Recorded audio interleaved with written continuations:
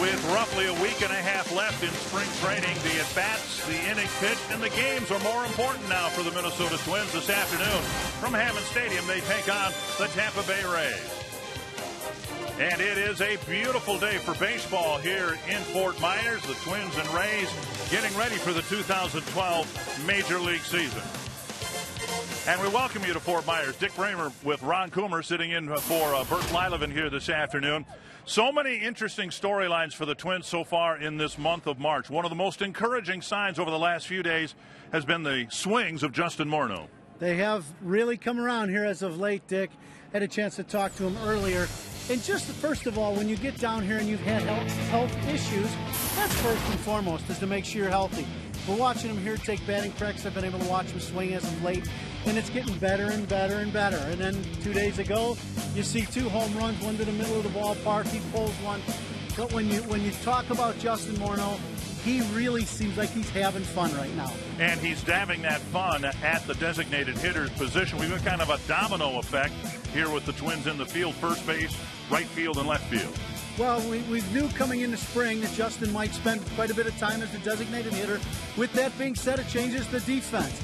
Parmalee will end up playing a lot more first base, and then what that does is it changes a little bit of the outfield positioning. So there's going to be a few different guys maybe moving around a little more, and if Justin was going to play first than what we anticipated. But Gardy is very happy with the lineup he is putting out there and happy with where the team is right now. And we mentioned the innings pitched are important, especially for Scott Baker today. He's not made a start in a couple of weeks. He'll be hoping to pitch 3-4 innings as he hopes to get ready for his 2012 season opener.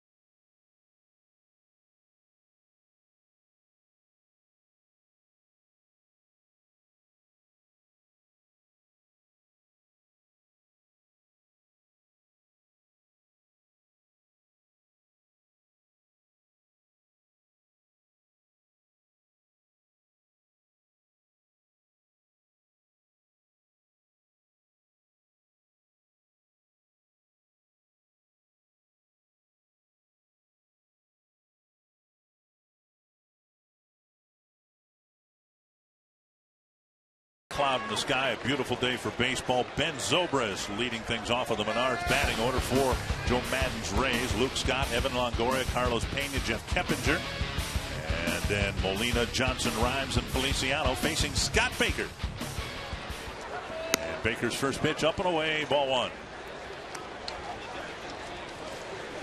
Zobrist, a twin killer over the years.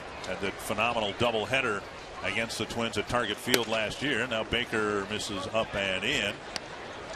Important for Baker to pitch well, to give some encouraging signs that he'll be ready to go the first week of the season. But he has not made a start since March 6th in an official game. Over the plate at 87 miles per hour. Here's his last season numbers, and Dick, you're right. You look at, he had 21 starts and he was 8-6, a little over a 3 ERA. But if Bake is healthy, Bake can really throw the ball and be a top end starter for the Twins. Right now, coming back, he's had a little bit of elbow issue, but I talked to him earlier in the clubhouse, and he said he's pain free. He threw earlier in the week in the backfield, feels fine. So we'll see today. Everything's been up so far, but always when you get into that first game after coming back from injury, we'll see how the adrenaline and how the elbow feels. Been here for his last couple of bullpen sessions where he's given thumbs up after the bullpen session. There's a breaking pitch missing, and it's a full count. Structurally, the word is there's nothing wrong with the elbow. It's some elbow tendonitis that Baker dealt with over the last couple of years, and it's struck him early this year. 3-2 to Zobrist, and a drive foul down the right field line. Take a look at our Sanford Health injury report. Baker has been a fixture in the rotation when he's been healthy, and his only spring start came against the Rays on March 6th. And as you said, a minor league game, some bullpen sessions, all intended to prepare him for when his first start would be around April 9th. Driven to left center and tagged pretty well. It'll go all the way to the warning track, and Zobrist, who not only got a lot of hits but had a very high slugging percentage against the Twins last year, starts the day with a double. A change for the Twins in the Northland Ford defense. Josh Willingham originally was in left field, but he tweaked an ankle the other day, retweaked it today as a precautionary move only. Willingham's out of the lineup. Revere in left, Span in center, and Ryan Doman in right field. And infield of Valencia, Carroll, Casilla, and Parmalee, with Joe Mauer behind the plate. And as we suggested before, Justin Morneau is the designated hitter. That's the Northland Ford defense, and here is Luke Scott. As you look through the numbers for Scott, Zobrist, Pena, and Longoria, Rays have struggled to pick up wins. They've really struggled to score runs this spring. Roll to the right side, and an easy play for Casilla with Zobrist moving to third. And with that being said, Dick, right there, that's how you start scoring more runs and doing things right. You know, he hooks the ground ball after the double. Zobrist is a very good at bat, driving the ball around. But this guy, Joe Madden, really does a good job managing. He's a very fundamental manager. He makes his team play fundamental baseball, and you just saw it right there, getting the runner to third base. Yeah. Scott had a chance on the first pitch to hit the ground ball to the right side to advance the runner, and now Longoria will hit with the Twins bringing the infield in.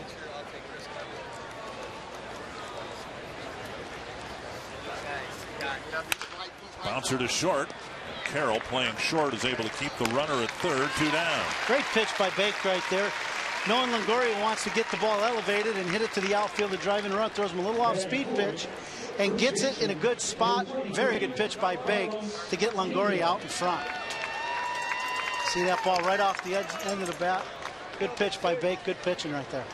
Well, here is Carlos Pena back with the Rays after a one-year exile with the Chicago Cubs, and Zobrist at third now with 2 outs. Pena hasn't hit much this spring, but Pena hasn't hit much the last 3 years in the big leagues. He's hoping to recapture some of the magic that he had a few years ago with the Rays. Outside, ball 1. Pena, one of those guys, a lot of home runs, has some production, hitting the ball out of the park, but definitely a few holes in the swing. Swings very hard. But if Bake can make some pitches on him, he could get a strikeout here and get himself out of the inning.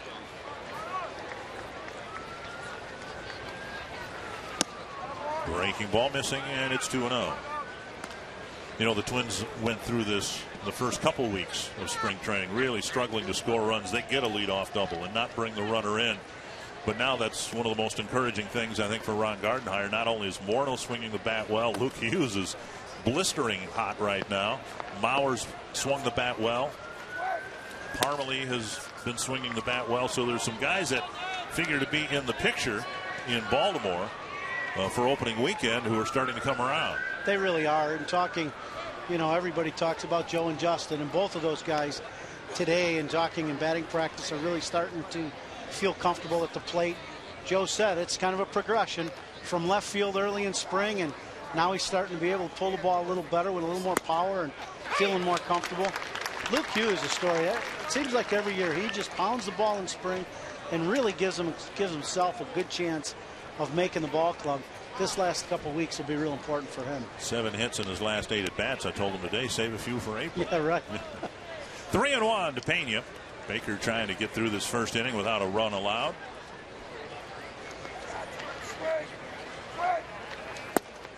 And that shaves the inside corner and fills the count.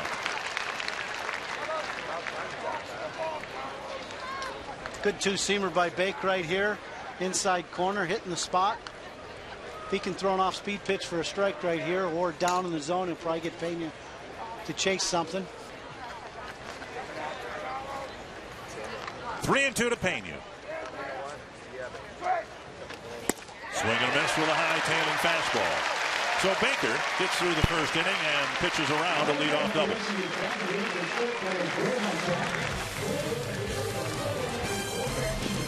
Swing and a miss with a high.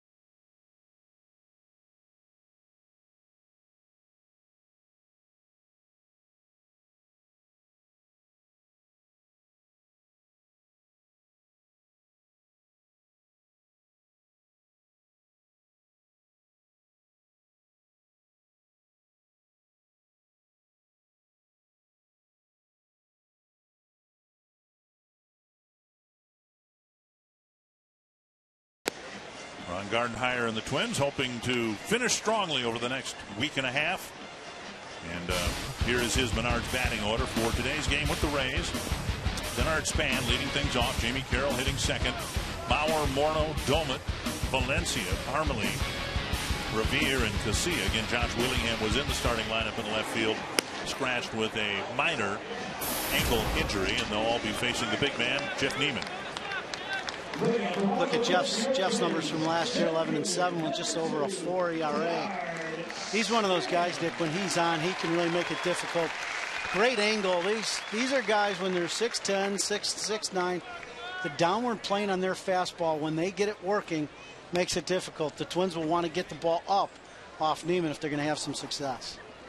Denard Span to lead things off. Span has had a quietly good spring training.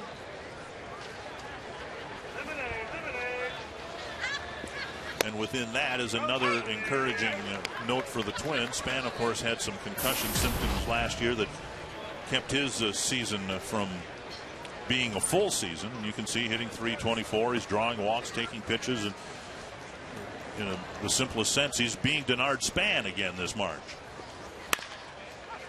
And he chops it foul. Northland Ford defense for the Tampa Bay Rays. Rhymes, Feliciano, and Zobrist. The outfielders. The Rays have had some injury issues. We'll talk more about those over the course of the broadcast today. Longoria, Elliott Johnson, Keppinger, Pena around the infield, and Jose Molina behind the plate. 2 strikes quickly to Denard Span. Ball 1. You know, when you talk about Denard Span, you got to, for Gardy, he talked about it earlier today, I don't have to go to the doctors and see who's playing now. And I think the one thing about Denard Span, he's able to come to the ballpark every day with a clear head, knowing he's going to be out there playing. For Denard, that's just a great sign to know you're walking to the ballpark healthy every day. Two hopper to second. Span's retired, and that'll bring up Jamie Carroll. Carroll in his first year with the Twins, he got off to a slow start, but now he's picked up some hits along the way. And one good thing about having a 38-year-old shortstop, Jamie Carroll's not going to overreact not getting many hits in the first couple of weeks of March. No panic right there. When you talk to Jamie and you talk about him playing, you know, been there, done that. Sometimes you have a great spring, sometimes you struggle early, but he's a guy that comes to the park, gamer. You know, you're going to get a quality at bat from him throughout the year, and he's the ideal two-hole hitter for the Minnesota Twins. And he drives it down the right field line. Fair and into the corner. Carroll rounds first on his way to second, and he'll hold up there with a one-out double. We talked about earlier, you want to get the ball up off Neiman, and you know, Jamie right there letting the ball get deep and the pitch up a little bit, and just what we talked about. You know, a perfect two-hole hitter. That's the perfect two-hole swing. Little inside out, shooting the ball the other way. Stand-up double. So we'll see if the Twins can fare better with their one-out double than the Rays did with their leadoff double. Mauer to the plate, and then presumably Morneau will follow. And Joe's had a very solid spring. Terry Ryan met with the media about 20 minutes before game time here today, and somebody who had not been with the Twins media contingent all through the month of March asked about Mauer, and Terry Ryan said, you know, one of the great things, he's not been a topic of conversation. No one's been the least bit concerned about him. He's come to camp this year in great shape. He's taken a full workload behind the plate, and then of course has worked in some time at first base as well. Well, and you can just see it in his demeanor, Dick. We were watching batting practice, and you can see they're happy guys right now. They're healthy mentally, they're feeling good, their body's feeling good. Joe is working his normal progression of how he's been swinging the bat through spring, and you're working on your game as opposed to just working in rehab of trying to get back on the field. 2-0 to Mauer, first base open, Morneau on deck.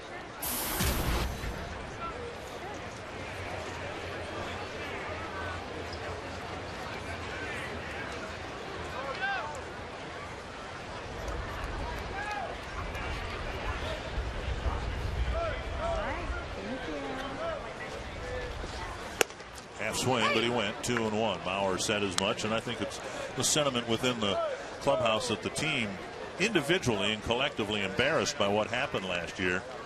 Sometimes you need to remind yourself the talent that the Twins should be able to have in the middle of their lineup, specifically Mauer and Morneau, provided they're healthy. Well, there's been a lot of talk about the Detroit Tigers and what they've added. What they've added is what we have. You have two MVP candidates hitting right in the middle of your lineup, and that's what you have with Mauer and Morneau. If they're healthy, they're as good as any pair in Major League Baseball. Neiman shaves the outside corner to even the count at 2-2. That last pitch, a good fastball, and that's what a guy 6'10", 6'11" can give you. When he gets a good downward plane, you give up on the fastball thinking it's away, and it just ends up hitting the glove and hitting the corner. It really makes it tough when he's on his game.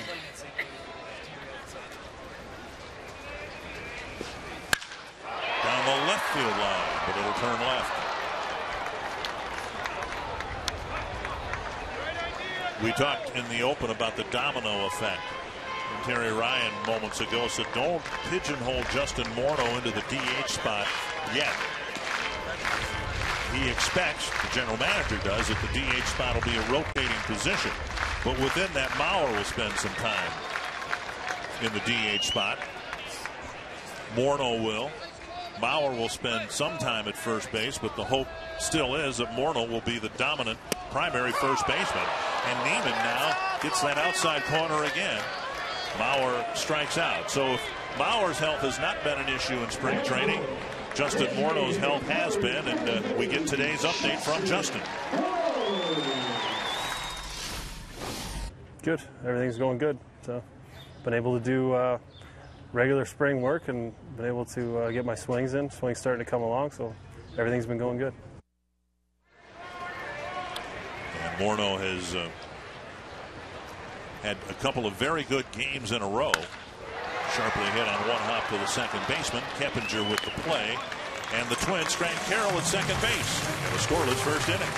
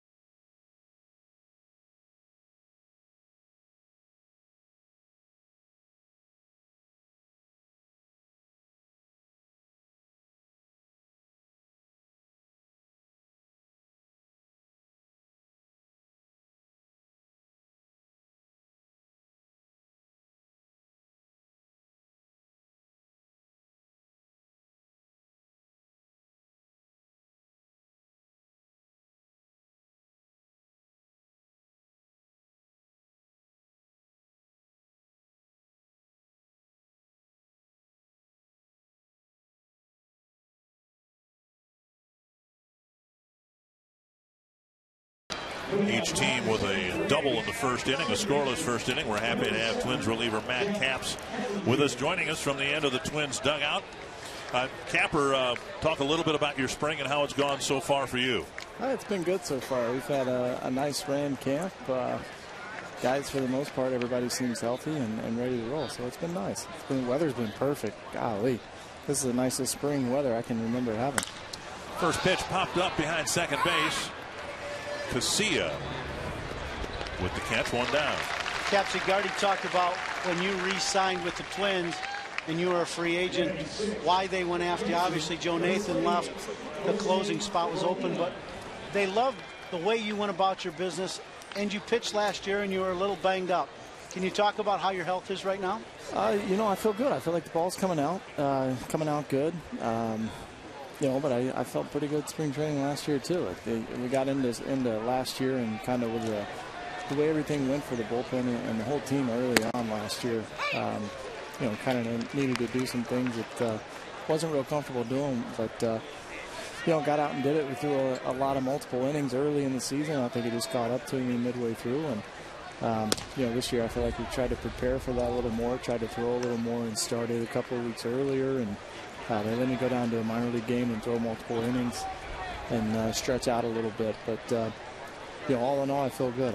My arm feels good. My body feels good. So ready to get it rolling. Well, you kind of touched on it. The breakdown in the bullpen last year actually started when the starting pitching had a few rough spots early on. And to that end, a pretty big start here today for Scott Baker, I would think. Yeah, I think so. He's been, you know, elbow and arm a little tender here the last couple of weeks, but you know, that's part of it. Spring training, kind of get the body moving and going back into baseball mode, and you know, that happens from time to time. So good to see him back on the game mound, and hopefully he can get his 3 innings in, get his work in, and you know, move forward with it. Uh-oh, right in the dugout. Oh, that's a finder. Got Hughes right in the chest. Got him. What kind of finder is that, by the way? Ugly finder. We just wanted to clarify that. Yeah, ugly finder. That's the nicest way to put it. Got him right in the chest. Squared him up. 3-2 to Molina with one gone. Dick Bramer, Ron Coomer joined by Matt Capps, and now Baker loses Molina on a 3-2 pitch. Dick, every pitcher, when you see a walk, you hear the same, oh, man. No, you don't like to see that. I mean, free passes, hit it. I don't care where you hit it, how hard you hit it in the park, and let one of our guys go chase it down. Hey, Matt, you're, I think, scheduled to pitch early in the ball game tomorrow. Tell the fans, because we've tried to explain over the course of our telecast, closers during the regular season, of course, pitch usually the 9th inning, but in spring training, there's hardly a closer that pitches that late in the game. Why is that?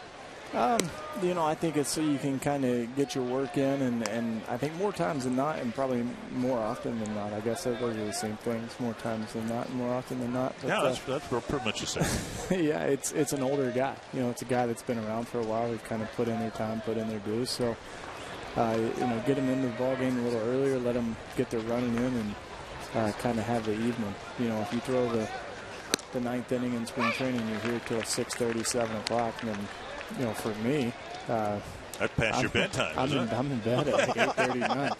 All right, I used to be. Now that we have a little one around, I'm very sporadic.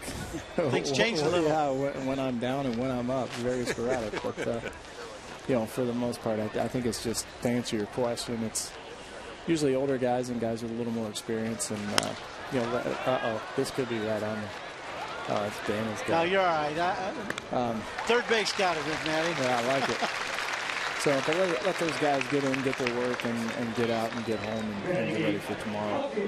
Matty, I know when you were re-signing with the Twins this winter, Terry Ryan and Ron Gardenhire both came out and said, how much of an influence you were in the clubhouse, and even though you had a little arm soreness, you were willing to take the ball all the time, all year long. Talk a little bit about that and the importance of, for you being a veteran pitcher, for some of the young guys, and understanding how important it is for you to take that ball and the importance for the manager.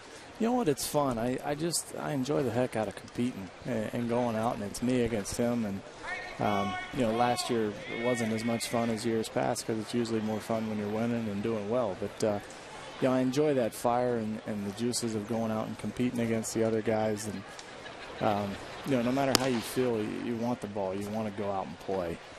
I'm playing the game of baseball at the highest level in the whole world, and I love what I do.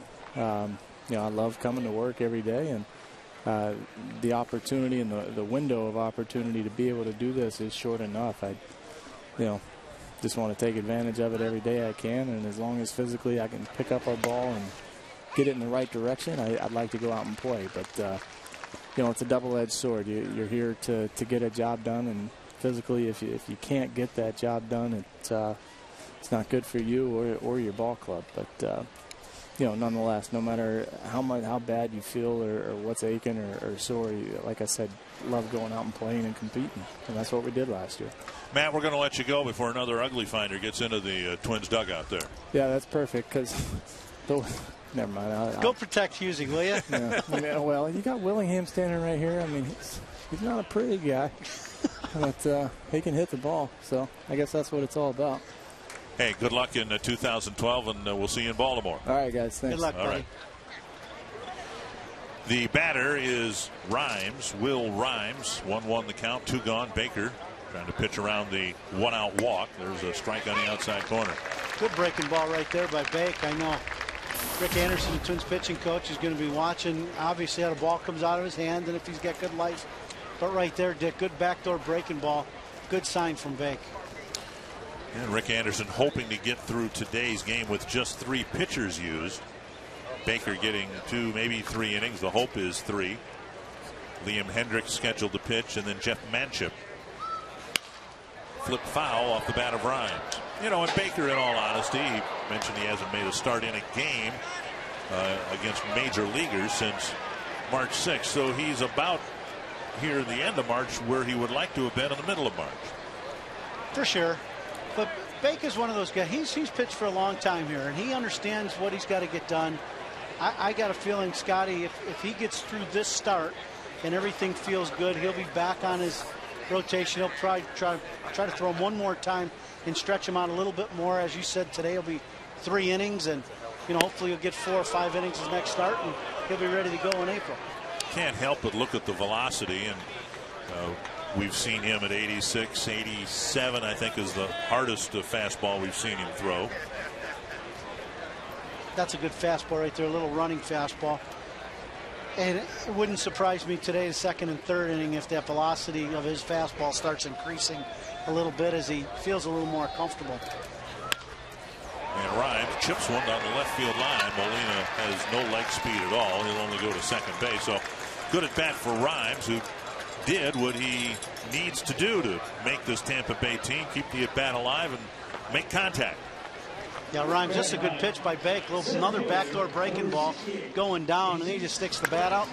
A little 15 low over the infield, but all in all, that's a good pitch by Scotty. Jesus Feliciano will hit with 2 on and 2 out. We mentioned the Rays have some injury issues. B.J. Upton, Desmond Jennings were involved in a collision a couple of weeks ago. Neither's played much, if at all, since then. And yet there's hope that they'll both be ready for opening day. But Feliciano getting a lot of time out in the outfield, and he lines one into right field, and Molina will be held at third. So the Rays putting together a 2-out rally here with their 8 and 9 hitters poking base hits to fill the bases with 2 outs. So those things, that pitch right there got a lot of the plate, and now you're going to face Zobrist. But if you're Scott Baker, you got to be happy. You're at least throwing strikes. You're getting the ball where you want it, except for that last pitch. I think that one just center cut. Baker wanted to get that ball in. He missed the spot by a few inches, and you pay the price. Zobrist cracked a double to start the ball game. Was left at third base in the first inning.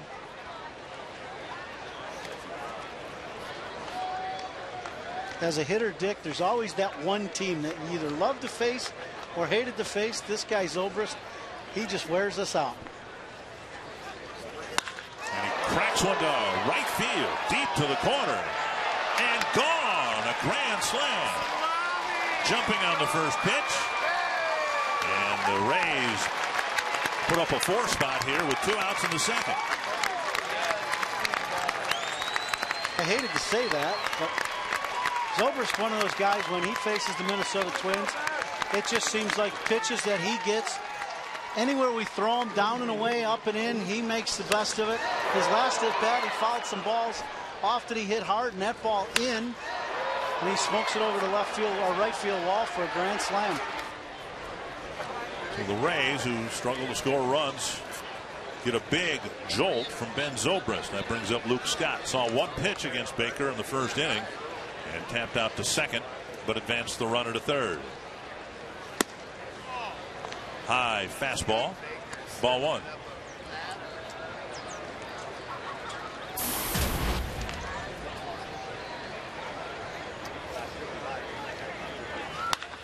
That hit hard, but foul. Not only is Baker now where he would like to have been in the middle of March, but the hitters he's facing are at the end of March. I mean, they've had plenty of at-bats, and as we've said, some of the Twins hitters are starting to swing the bat better. Now, that's the hope for the Rays, that the likes of Zobrist and Longoria and Pena are gearing up and will catch up to the pitching that's been dominant by the time the real season rolls around in a week and a half. Lifted foul over the Twins dugout. And that pitch right there is what Rick Anderson's going to look for. Bake has missed out over the plate a little bit where he's trying to come in and you miss in the middle, and that's just what happens early in March. You know, you can miss a little bit. The hitters are behind. You know, you don't pay the price now. As you were saying, the hitters are starting to catch up, and when you make a mistake, the balls are going to be put in play hard, and that's what's happened here lately. Fly ball center field. Span comes in. And that's the third out, but not until the Rays get a single, and then a grand slam from Ben Zobrist.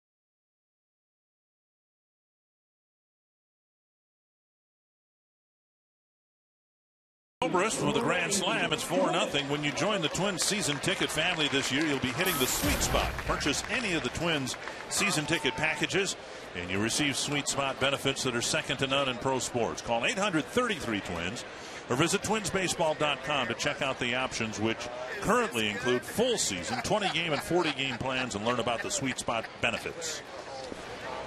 Here's Ryan Doman leading off the Twins second against Jeff Neiman, and he takes ball one. Doman in right field for the Twins, with the Twins announcing yesterday that Josh Willingham will be their starting left fielder. Now, Willingham will admit to you that he feels more comfortable in left field, but the suggestion is that his comfort level isn't the primary reason why. Doman just absolutely crushes one. My goodness. Almost reached the pond in right field, and it's a 4-1 ball game. As you said, that ball was tattooed. One thing Twins fans are going to like out of Ryan Doman is he's a big, strong guy at home plate. You make a mistake, he will absolutely make you pay. This is a fastball in the middle of the plate, and there's no mistake here. This is like 4th of July. Listen to the fireworks. Yikes. So the Twins quickly back on the board. It's a 4-1 ball game. And here's Danny Valencia. Ball one.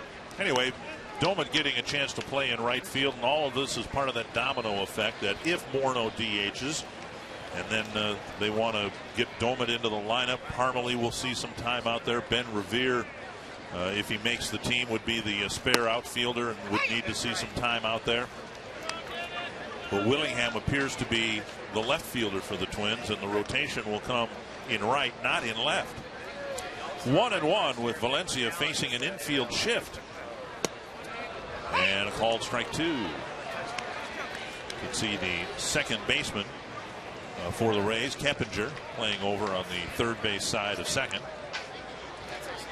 Be interesting to see with Danny Valencia. This usually happens to veteran players, not to young guys. And for Danny, this is going to be different if Joe Madden has a little success with this. If other teams start adopting this, knowing Danny really looks to hook the ball. It's a breaking ball down and away, and Danny looking to hook it, pulling the ball, coming off just a little early. But it'll be interesting to see. Danny, second time through, third time through. Now the teams have seen him a little bit. How they're going to pitch him, how they're going to play him. Little adjustment time. Here's Parmalee. The scenario that's been played out, at least in the media, with Morneau seeing more time as the designated hitter, would only be possible if Parmalee had a good spring, and that's exactly what he's had. He's had a good spring offensively and defensively too, Dick. When you look at Chris Parmalee, the Minnesota Twins have always been a defensive-minded team, wanting to play good defense, especially in the infield. Chris Parmalee has stepped up and gives Gardy a quality first baseman over there. And a breaking pitch over 1-2. Now, I asked him this morning about playing in right field, and he reminded me something that I had forgotten. His first 3 years in the minor leagues, he was a right fielder. He didn't come in and play first base full time until midway through his minor league career, just off the plate at 2-2. So he says, yeah, he's been out there. He's taken some fly balls during batting practice, played a couple of games in right, and he feels very comfortable out there. Now, all that said, he's the first baseman in the game here this afternoon.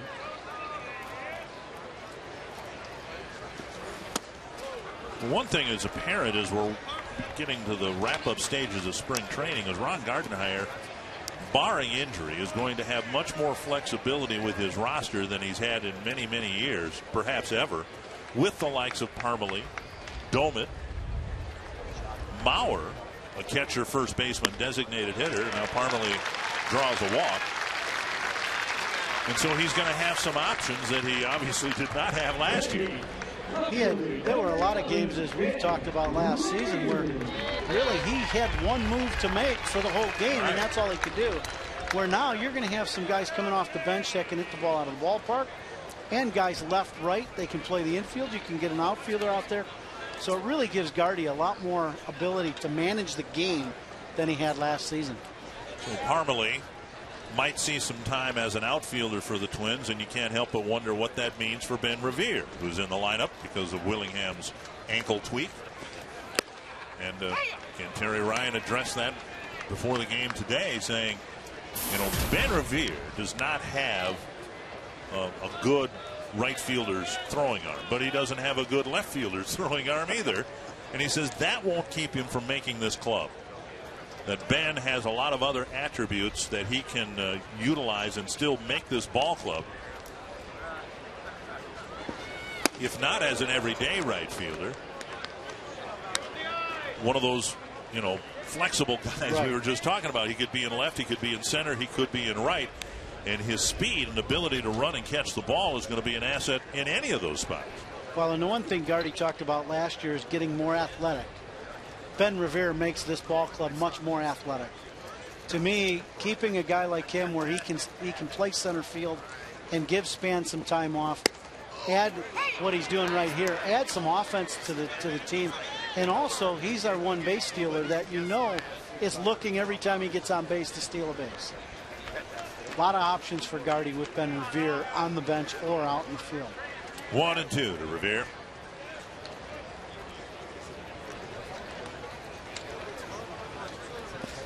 Another hook, and Revere checks his swing and watches it just miss the outside corner. 2-2. Big overhand curveball. You usually don't see the ball come out of that spot. He might be throwing it out of the hitting background when you're 6'11" throwing that curveball. You're going to get a few more check swings with a guy like Neiman on the mound, that's for sure.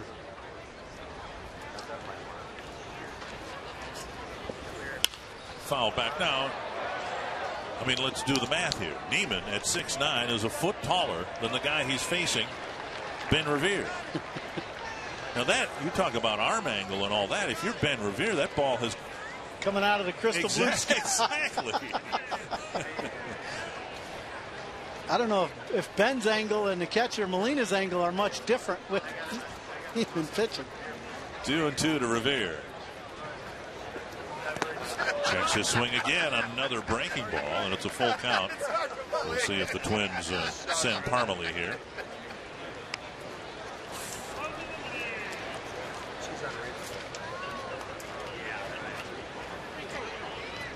Blocked by Molina. I don't know how many times announcers have said that over the last 12 years with Jose and his brothers, Benji and Yadier. What a family of catchers, hasn't he? They've just been phenomenal. Full count, Parmalee at first, not blessed with great speed, but he takes off nonetheless, and Revere takes ball 4. So Parmalee will glide to second and reach safely. And on a close pitch, Revere draws the second consecutive walk. Good pitch by Neiman right here, right on the outside corner, maybe just a little off the plate. But one thing about it, it's always a tough call. Fielding Culbreth behind home plate. When the guy's running and the catcher starts coming up, that pitch down and away is always tough for the home plate umpire, who usually is sitting on the inside corner to see that pitch. He looked like he hit the glove right there with the fastball, but Twins got to call him. First and second, 1 out. Molina with a quick trip to the mound. Well, an interesting scenario here now. The Twins have taken a couple of 1-out walks. Casilla, the number 9 batter, followed by Span, the leadoff batter. So with the exception of Parmalee at second, some speed for the manager to maybe play around with here. We'll see what the Twins decide to do, if anything.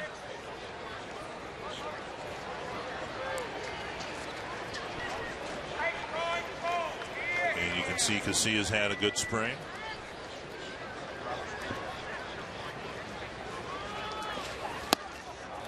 Down low, ball 1.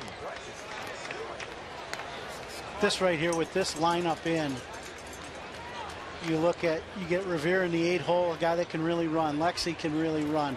And then you go to Denard Span. You got 3 guys, top and bottom of the lineup, that can all really run the bases.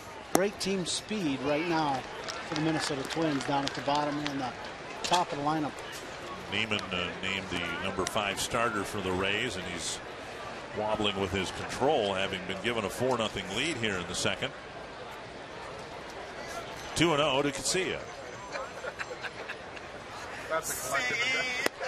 There's a strike in the outside corner.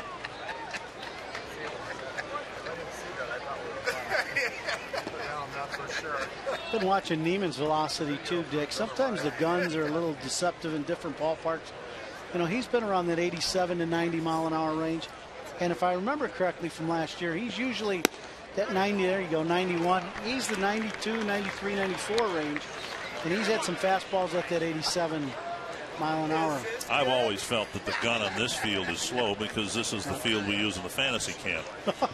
And when I'm out there on the mound, I can guarantee you the speed gun is significantly slower here. Here's a 3-1 pitch chipped up in the air. Longoria in foul territory makes the catch. Infield fly rule was called. I think the speed gun here is off by at least 10, 12. Before you get in the promo here, you want me to tell you how the speed gun is in fantasy camp? 1,001, 1,002, 1,003, and here comes the pitch. As the Twins get ready for the upcoming season, now's a good time for you to prepare for a group outing at Target Field. The options are plentiful for groups of 25 or more this season. You can select from reserved seats to single game event suites. Call 800-33-TWINS or visit twinsbaseball.com. Check out the options and learn about the benefits group organizers will receive this year. Here's Span. Big swing and a foul. So Neiman trying to wriggle out of this second inning mess he's pitched himself into here. Got a big second out on a 3-1 pitch to see it. Didn't hit the ball hard at all, and now Span trying to do something with the men on base. I talked to Joe Vavra before the game during batting practice about a number of the hitters, but he brought up Denard Span and how he's really having a good spring and looks like he's swinging the bat like he did in 09 when Denard had a big year. Taken low, dug out by Molina, 1-1.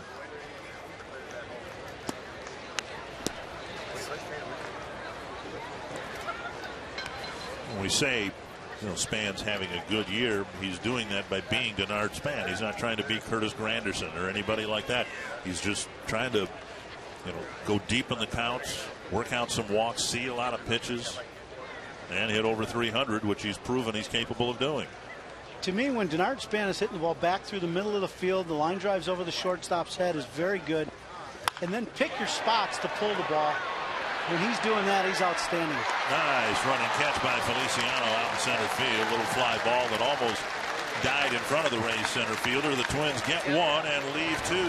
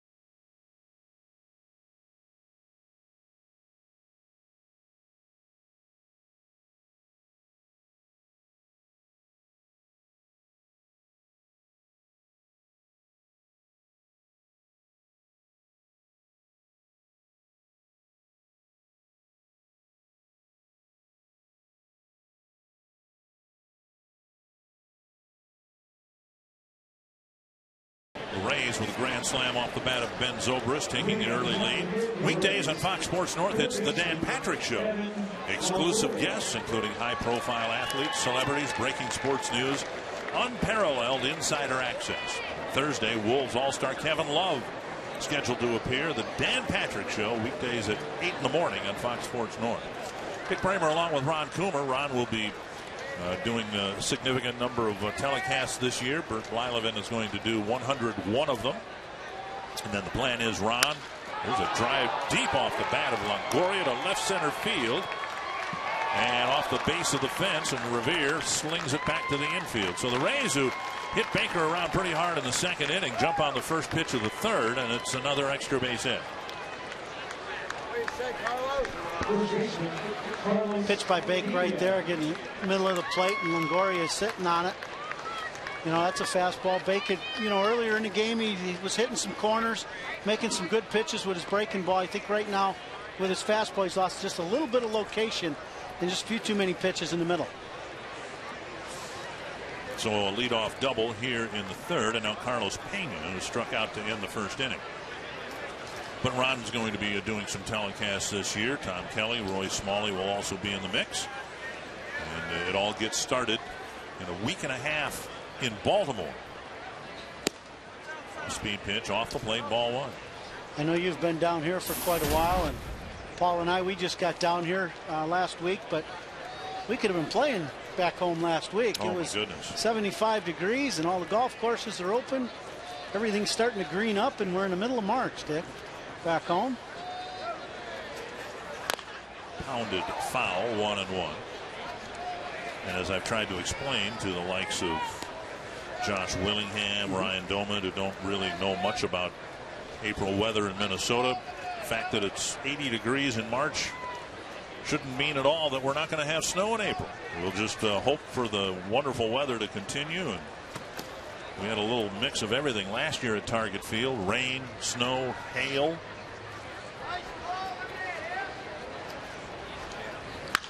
Skied to short left field, and Revere has a long run, but he makes the catch. That's a great play right there by Ben. It doesn't look like much, but the middle infielder, Jamie Carroll, having trouble with the sun and going out on a high fly ball.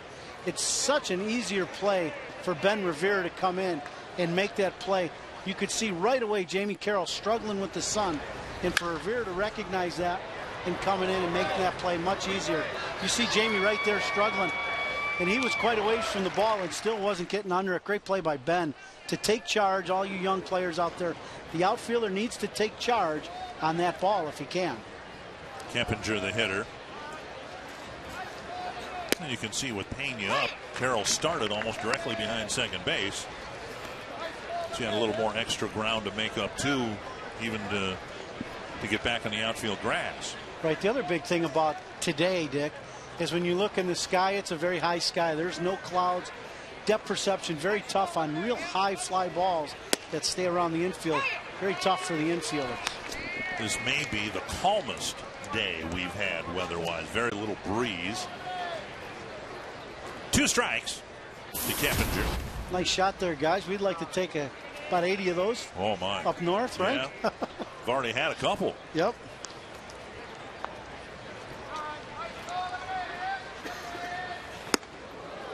High and tight. And you're seeing the velocity reading at 88, which in and of itself is encouraging. Baker in his bullpen sessions and in his minor league start not letting it fly as much, and he feels comfortable enough apparently in his third inning of work to reach back and, you know, try to get close to 90 miles per hour. And then in April, presumably, the adrenaline rush will get the fastball back where we would expect it to be. There's a liner to center. And Longoria rounds third. He'll score. Keppinger makes it a 5-1 ball game. Yeah, and that fastball right there, it almost looked like Bake kind of pushed that pitch, trying to really get location and get it away, and didn't have a lot on it. But this is, you know, this is what you expect. He hasn't pitched much. He hasn't pitched much in the big league games. You know, that fastball had good tilt to it. But right now, Bake is, you know, it's like early in the spring, like you said earlier.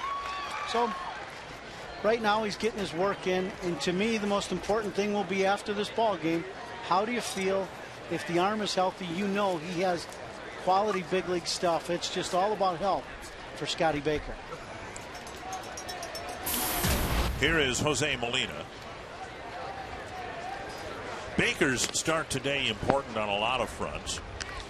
The Twins have excused Jason Marquis from the daily routine here. Marquis got a family situation. He has a young daughter who was involved in a bicycle accident, and we want to pass along our best wishes to Jason, his family, and specifically his daughter Molina tries to put the ball in play behind Keppinger, who is running to second. So first and foremost, our thoughts are with Jason and his family, but he's missed about a week of time down here, and he's kept up a throwing program that the Twins are confident won't set him back, as he hopes to take his turn the first week of the season in the Twins rotation.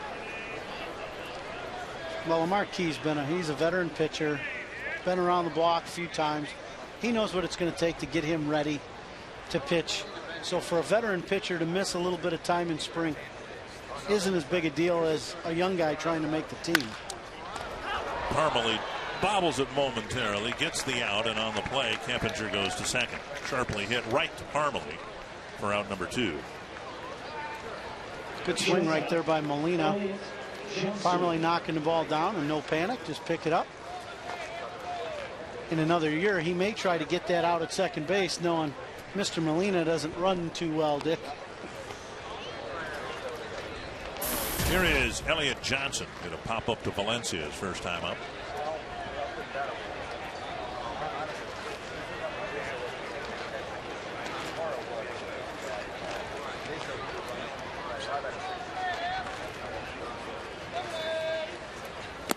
Breaking ball in the dirt, ball 1.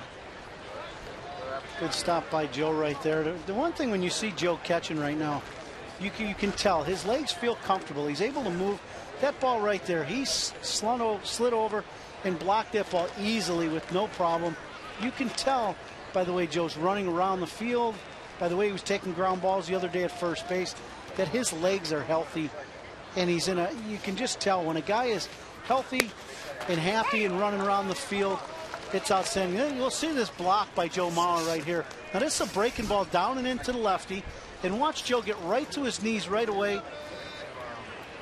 That was pretty good glove work, more than it was knees, but he's able to get down and feel comfortable with his knees going to the ground.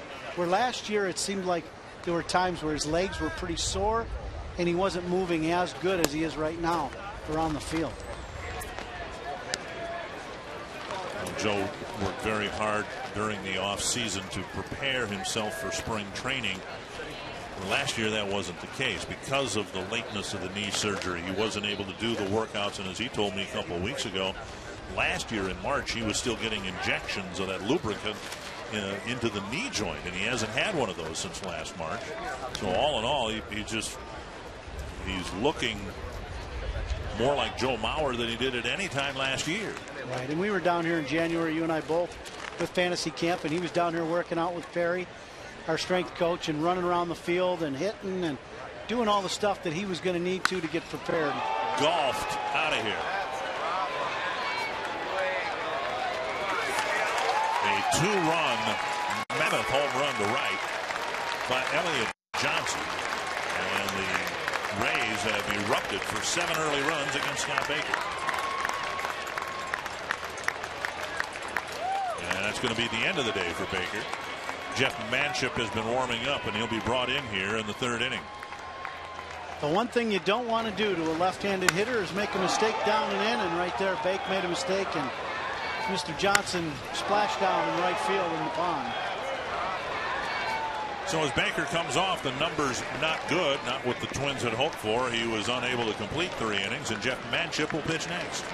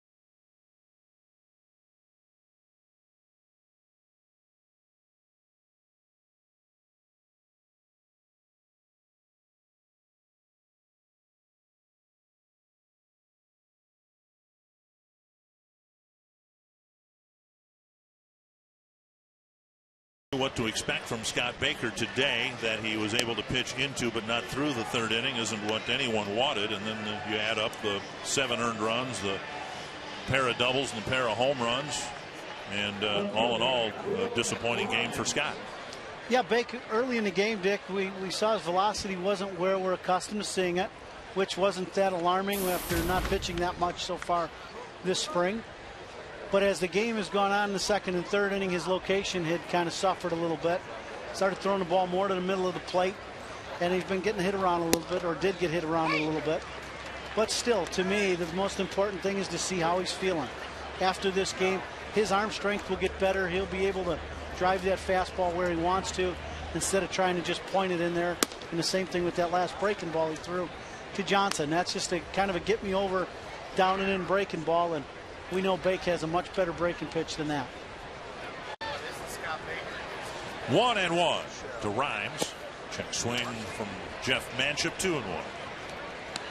Well, you do the math. Today is the 26th. Baker presumably could make 2 more starts down here before he'd be asked to pitch at Target Field against the Angels in the first week of the season. Tap foul. 2-2. So if physically everything is okay, in other words, as unsightly as the numbers were today for Scott, if he comes out of this and his elbow feels fine and he simply needs to get some work in, I think there'll be a, what do they say in the insurance business, accident forgiveness? Yeah. I mean, you're going to forgive a rough outing like this, right, as long as physically he is okay. Foul back.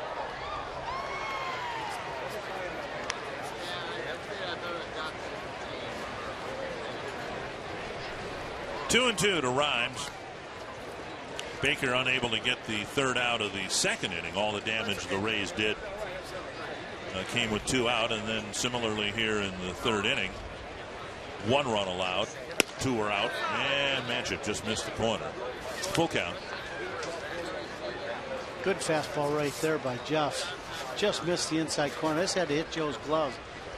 I got a feeling in another week that's going to be called strike 3. Tap foul. Field and Culbreth calling the balls and strikes.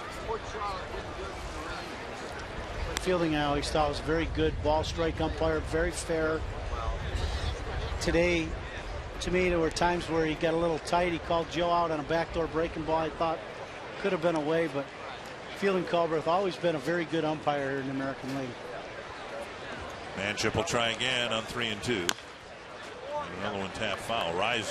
Rhymes had a similar at bat his first time up against Baker. He got to 2 strikes, and then things just kind of kept being prolonged until Rhymes hit a little flare to left for a base hit.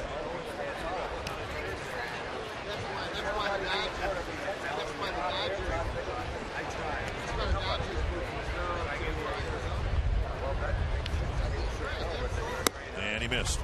So again, Rhymes ends up at first base after fouling off some 2-strike pitches. That'll bring up Jesus Feliciano. Jesus Feliciano. Feliciano singled in the second. In front of Zobrist and his grand slam. And Manship delivers strike 1.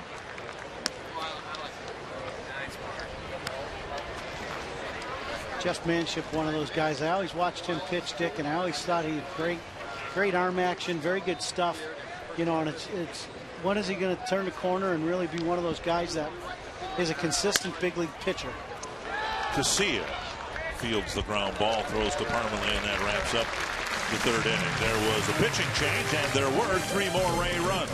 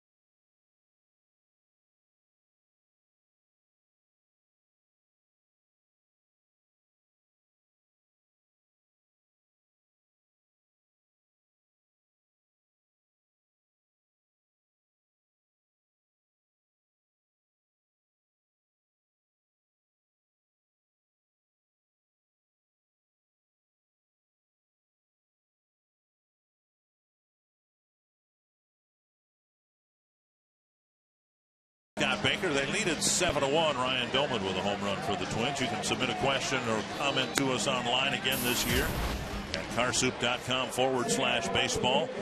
Get online. We'll be answering questions all through the Twins season this year. Today's question comes from Patrick in Minnetonka. The question is, what do we think of the new playoff system in Major League Baseball? In a nutshell, there will be 2 wild cards and not one in each league, and the 2 wild card teams will play a 1-game play-in.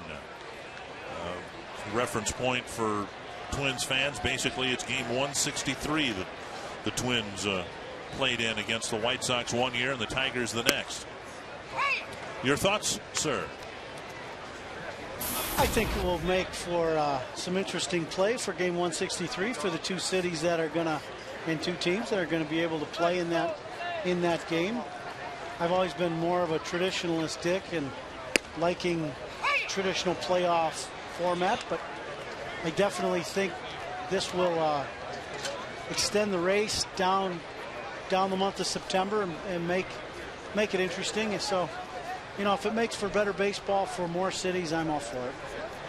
I think it's important to point out that why this is happening, and to me, the biggest reason it's happening is because the ratings for games 163 in Chicago and at home at the Metrodome against Detroit were so huge. I think those ratings caught a lot of people's attention. Some would say that game 163, the one the Twins had against the Tigers, was such an epic game. It maybe did more for the game of baseball than any postseason game that followed that year in terms of, you know, increasing fan interest. It was such an epic battle and such a wonderful game to watch. Carroll striking out, 1 down. That'll bring up Bauer. I know we did that game. You and Bert did it. And I was part of the broadcast with our pre and post game and doing the game. And I remember going down below behind home plate at the Metrodome and watching Jim Leland climb the walls in the dugout and thinking they're going to win. And then the Twins would go, you know, it's just great game. Both of those games, the White Sox game, great pitch game by Blackburn, and Jimmy Thome hits the home run and 1-0 game, and both great ball games. Great throw from Ken Griffey Jr. in center to A.J. Pierzynski to get Michael Kadire at the plate. 1 strike to Joe Mauer. And a fastball up. Mauer called out on strikes his first time up. Had a chance to visit with Joe today about his swing, and we talked about it a little earlier. But the progression of Joe early in camp, hitting the ball the other way and really getting what's kind of been the natural thing for him of hitting that ball the other way and getting that locked in. And as spring goes along, you see him hit more balls to middle in batting practice. And now all of a sudden today, when you look at the right field part of the field, finally he's feeling like his hands and his top hand is able to get through his swing enough to keep the ball, to hit the ball to right field and keep it fair and not just hook it over there. So Joe really starting to heat up. That's a good swing right there. But starting to feel like he's about ready for the season. Take a look at this swing. He tried to turn on a belt-high fastball, and that's the swing the Twins want to see more of. And I think Twins fans will see more of those aggressive pull swings as Mauer's hip will allow him to do that more. People tend to forget that was one of the issues last year too. Ooh, there's another called 3rd strike with Neiman singeing the inside corner, out number 2. So Justin Morneau's spent almost the last 2 weeks in the DH spot. That begs the question, what are his prospects of playing first base? Obviously, my goal coming into spring was to be our first baseman, to play first base, and feel like I could help us win over there. But the ultimate goal is playing as many games as possible and getting as many at-bats as possible and being healthy enough to play 162 games. And whatever the best number of games that is for everybody, you know, allowing Joe time to go over there and play first, and allowing, you know, if we get Doman in the lineup, by allowing him to play first, or whoever it is, you know, this team's best suited with all of us getting the most amount of at-bats as we can. And whatever that number is, I can't put a number on it, but, you know, I just want to be healthy enough to play every day. Lifted down the left field line, a foul ball, and the third baseman Longoria covered his head, his ears. He looked up into the sun and saw nothing but the sun. Had no idea where the baseball was. That's one of them. Oh, help me, Jesus. Don't hit me in the head with this ball. I've been there before on this field. So 1-1 to Morneau. Longoria had his spring training start late because he was hit in the hand by a pitch. Now, late in March, he doesn't want to have something freakish happen that'll keep him out of the opening day lineup. Big swing and a foul. I'm talking about Justin earlier, Dick. He's a guy that loves to play the game. He loves to be out there. He feels better as the first baseman, offensively and defensively, when he's out there. But what he said makes a lot of sense. For him to be out there and able to be in that box for 160 games is going to mean a lot to this offense. And I think for Ron Gardner, we saw last year how important it is to have those two guys playing every day. Pretty good third inning for Jeff Neiman. He strikes out the side.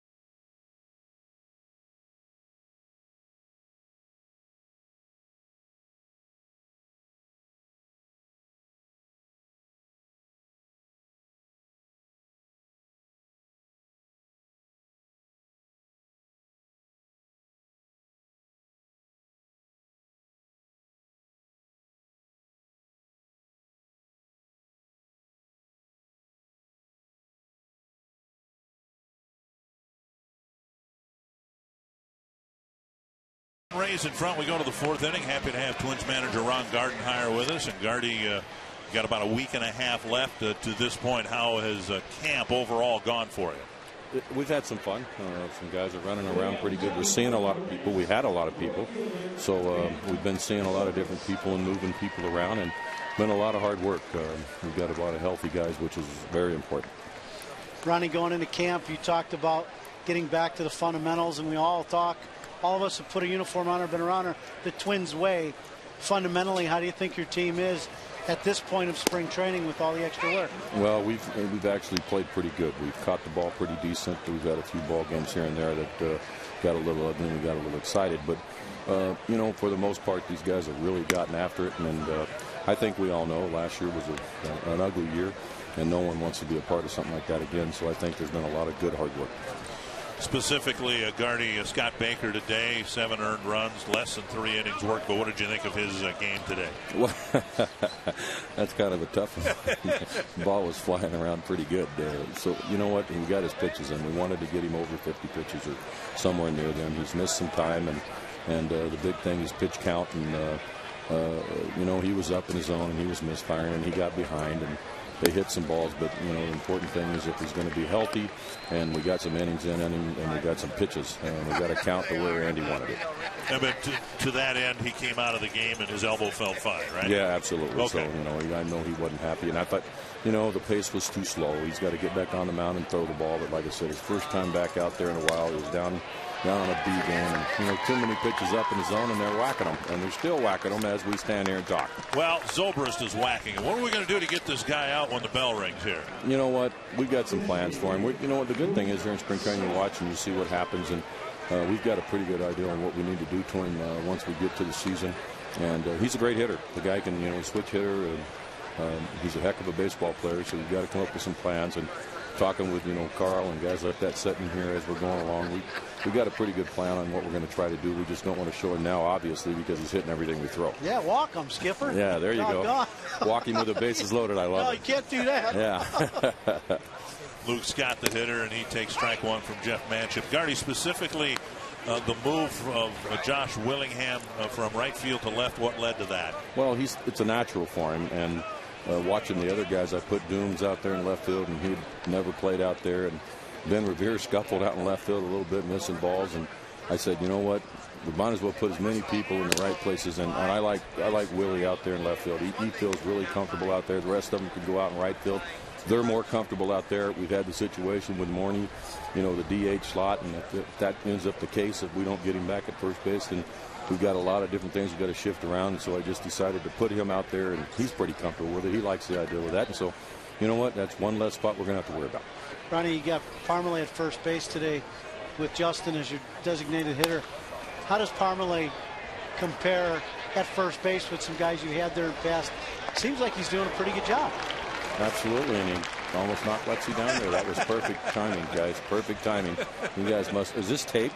No. It's not a tape game, so it's real live. So he's doing great. He's worked really, really hard. The young man has been swinging as good as anybody in camp. He's worked really hard on his defense.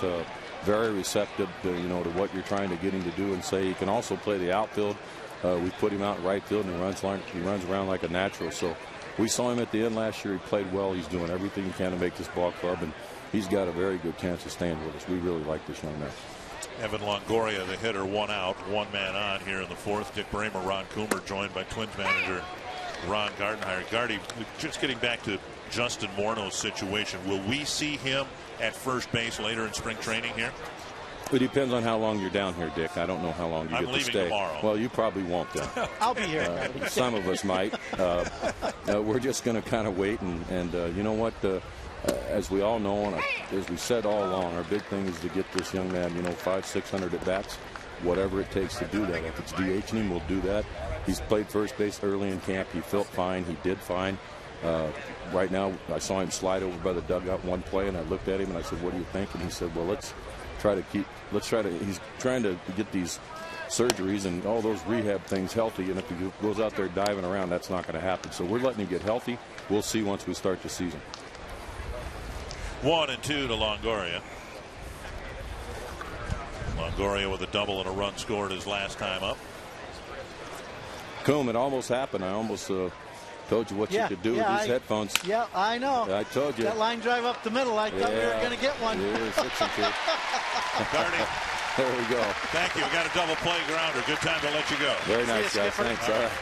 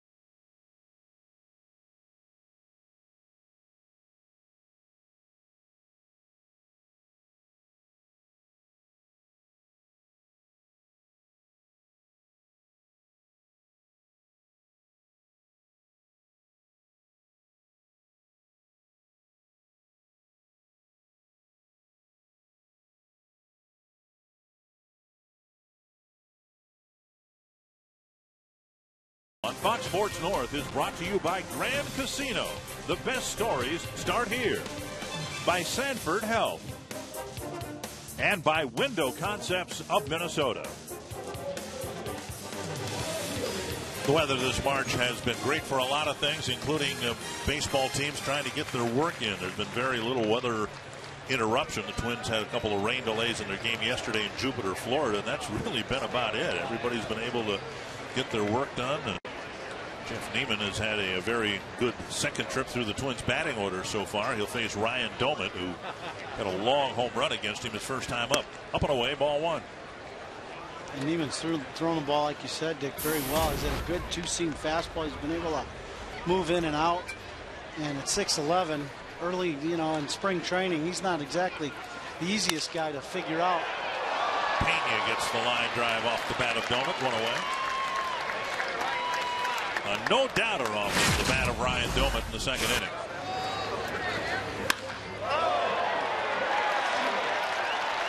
The feeling we're going to see a few of those this year from Ryan Doumit. He's watched him take BP today and met him today for the first time. And big, strong guy, very good swing. And can he hit the ball a long way? Here's Valencia, went down swinging in the second. Strike on the outside corner. And the Rays put an infield shift on for Valencia. We saw them do that against Valencia in Port Charlotte during one of our earlier telecasts, with Pena, the first baseman, almost playing midway between first and second base, well off the first base bag. 1-1.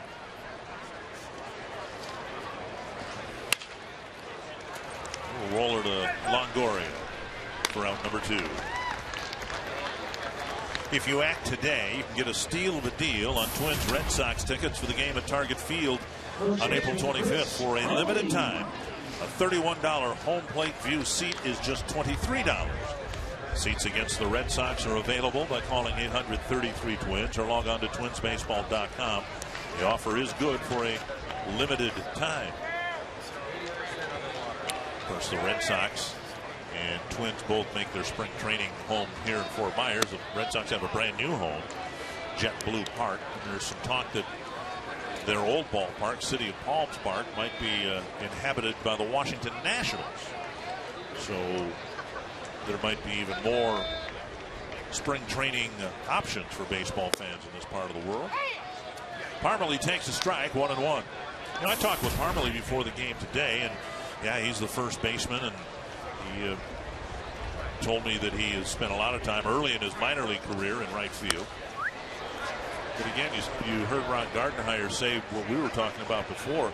I mean, he's done so well in camp. He's picked up right where he left off in September. It's a cliche in baseball. You don't put much stock in September numbers, and you don't put much stock in March numbers. But when you back up good September numbers with good March numbers, it might suggest that this guy's ready to be a player.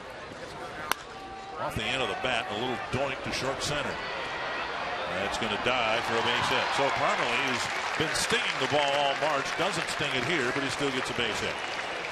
Well, and you look at his at-bats, and he had quality at-bats, and that's the one thing we talked about last September, is he had quality at-bats. He was able to extend his at-bat. This is a little breaking ball he hits off the end of the bat for a little bloop base hit, but he's able to handle himself in the big leagues defensively, and I know that's very important to the Minnesota Twins.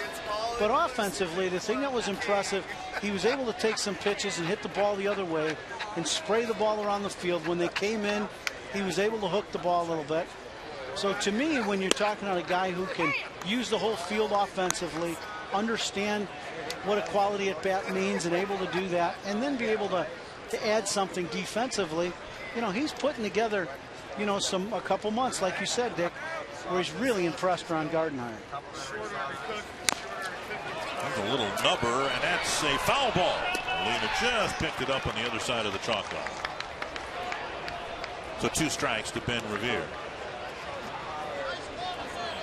Let's imagine a world out there where Morneau spends most of his time, at least in the first month or 2 of the season, as the designated hitter. Well, the only thing that would allow that to be a luxury, if you will, to let him get some at bats and get his timing back is having someone who can take over at first base, like Parmalee might be given that chance, and take the opportunity and run with it. And he's done nothing either in September last year or March this year to discourage the idea that he's able to handle it. 2 strikes. And now a ball. Revere had that opportunity last summer. He did a good job when Span was out of the lineup. Saw some time in left field, primarily the Twins center fielder.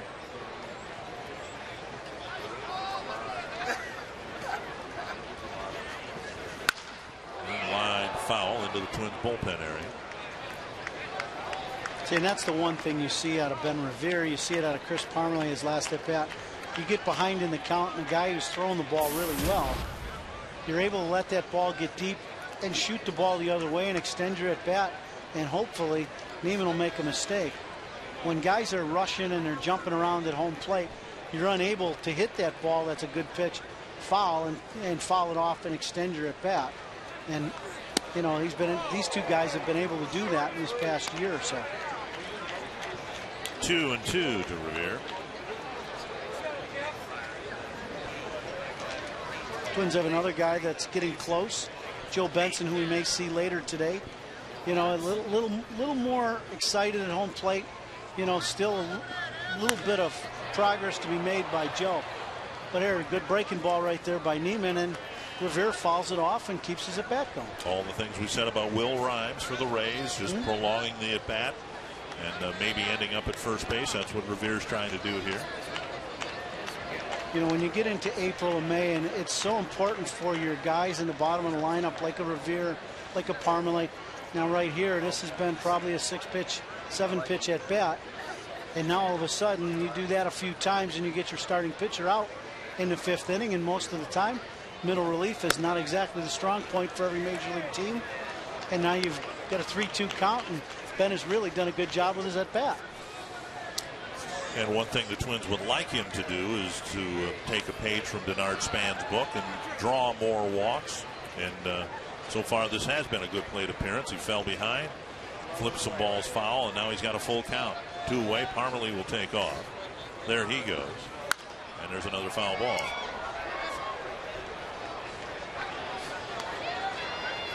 You see Ben right there smacking his bat. That was a pitch he probably could have put in play and done something with. But when your approach, Dick, is to make sure you're letting that ball get deep so you don't jump at it. You don't want to jump at the ball when you got 2 strikes. He lets that ball get deep. That one got a little deep, a little too deep, but he still got his at bat going. He's had 3 2-strike fouls here in this plate appearance. Trying to keep the inning alive for Casilla. Great at bat. 8-pitch at bat so far for Ben Revere. And he drives it to right. And it'll drop for a hit. Parmalee to third, and Revere held to a single. So a little fly ball to right. And Zobrist fields it on the first hop, and Revere's rewarded for that nice plate appearance. Great plate appearance. Ball down and in, and he just hooks it. Just puts the barrel of the bat down there on the ball. We'll see right here. You know, just a quality swing. Nothing, you know, nothing too much. Didn't try to overdo it.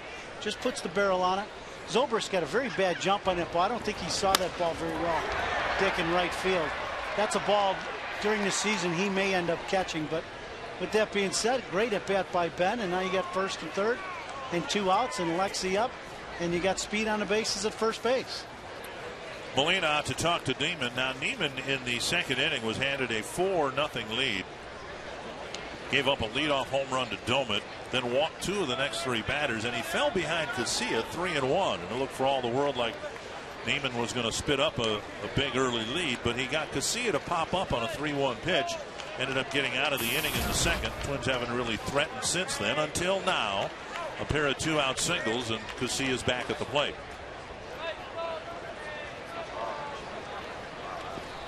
Big hook missing, ball 1. 73 pitches for Neiman so far on the day. thought the big key in that at bat that you were talking about with Lexi, he got to the 2-0 count and Neiman threw a fastball right down the middle and he took it, and then he swung at a pitch that wasn't a very good pitch to hit 2-1 and ended up popping it out. Got a pitch up and fouled it to the backstop. 1-1. That's one thing Joe Vavra has tried to work with everybody up and down the lineup. When you are in a favorable count, grip it and rip it, to John Daly's slogan on the golf course. Just go ahead and try to do some damage.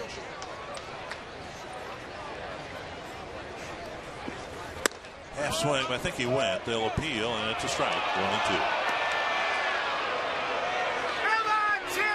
Yeah, we said this early in the game, and the 6'11" or 6'10" Neiman looks like he's 8 feet tall when he's up on that mound. He had a lot of check swings and that high fastball, high riding fastball up out of the zone, tough to lay off of. If you can get a fastball up but in the strike zone, you got a chance against them. 1-2. And just off the plate, 2-2 with Casilla taking a close pitch. We'll see if Casilla can be a good 2-strike hitter here, as Revere was. Good backdoor breaking ball right there by Neiman. A great take by Lexi.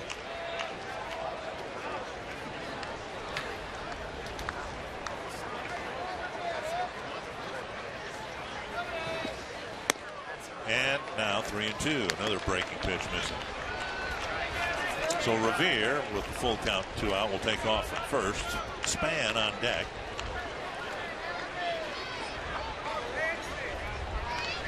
Here's where being athletic really comes into play. Lexi, it's a long single, and Ben has a great chance of scoring. It's something the Twins have really wanted, is to be an athletic team. Fouled straight back.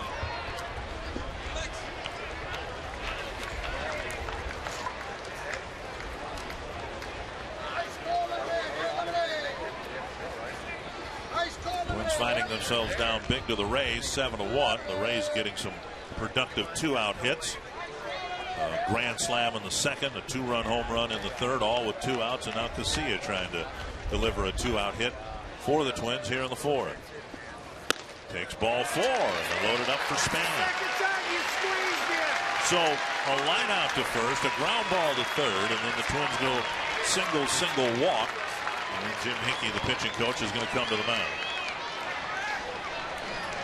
The 7, 8, and 9 batters conspire to fill the bases, and Span has a chance to get the Twins back in the ball game here.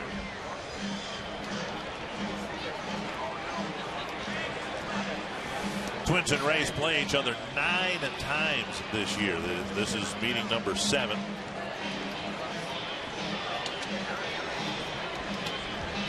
And you can set your compass due north Thursday nights on Fox Sports North. Join host Bill Shirk and Laura Schara as they take a look at the stories and adventures of outdoor enthusiasts in the upper Midwest. Due North Outdoors, Thursdays at 6, only on Fox Sports North. Now ready, center fielder, Bernard Span.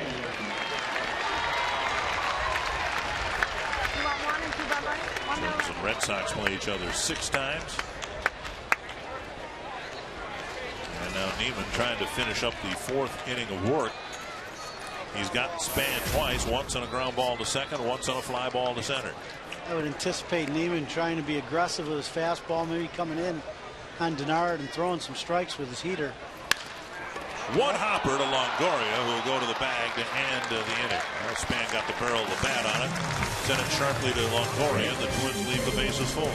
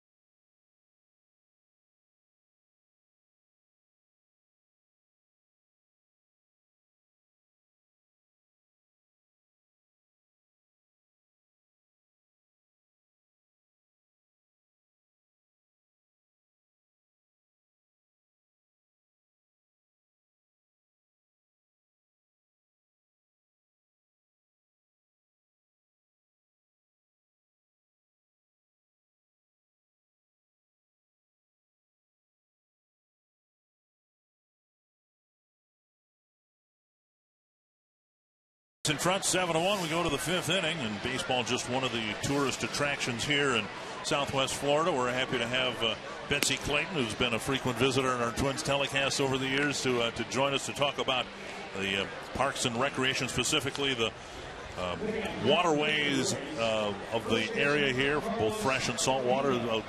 Minnesota, as you know, is a great boating area and fishing area, but you have a lot of the same attractions down here, don't you? Yes, and it's fun this time of year because I get so many phone calls from Twins fans who are going boating. Yeah. Well, the Twins will bring Liam Hendriks into the ball game here with Carlos Pena standing in the box. So you get calls from those Minnesotans, and are they interested in freshwater fishing and boating, or do they want to get out in the Gulf? No, I think they enjoy our back bays. Yeah. They want to see those dolphins and maybe see those lumbering manatees, a few leggy wading birds thrown in, and it's a good day. What was that last one? Leggy wading birds. Excuse me? Yeah, like the herons and all that. Okay, all right. Trying to make it a little more sexy, though. 1-0 to Carlos. The heron Pena. being sexy, okay. But I was going to ask, I've gone on a couple tours through the years of being down here in Fort Myers.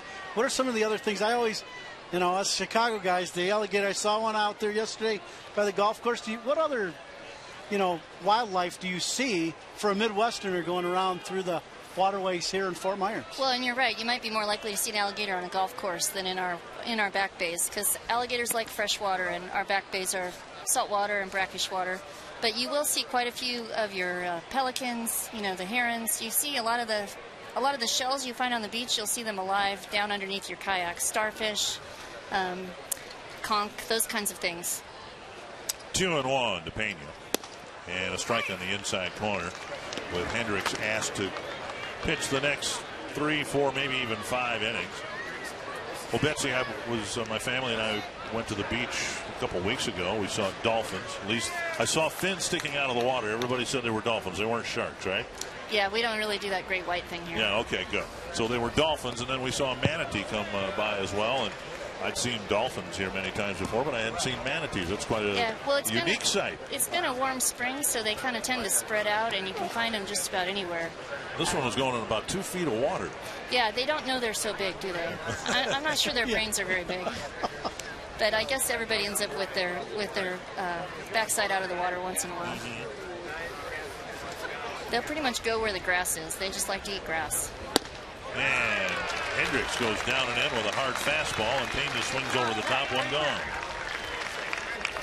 But if you're out there in a kayak, the manatees tend to be kind of curious, like puppy dogs. They'll come up alongside your boat. Yeah, they'll look at you with their little beady eyes and their whiskery noses, and sometimes they'll rub their skin against your paddle because they must be itchy or something. Really? Do we need to panic at all when we're out in a kayak or canoe when that's happening? You just need to make sure you don't pet them, because that's a federal offense. But they can pet you. They can pet you, but you can't pet them, and you go to jail if you do it. I get it. Okay. Jeff Keppinger, the hitter, 1-0 the count from Hendriks to Keppinger.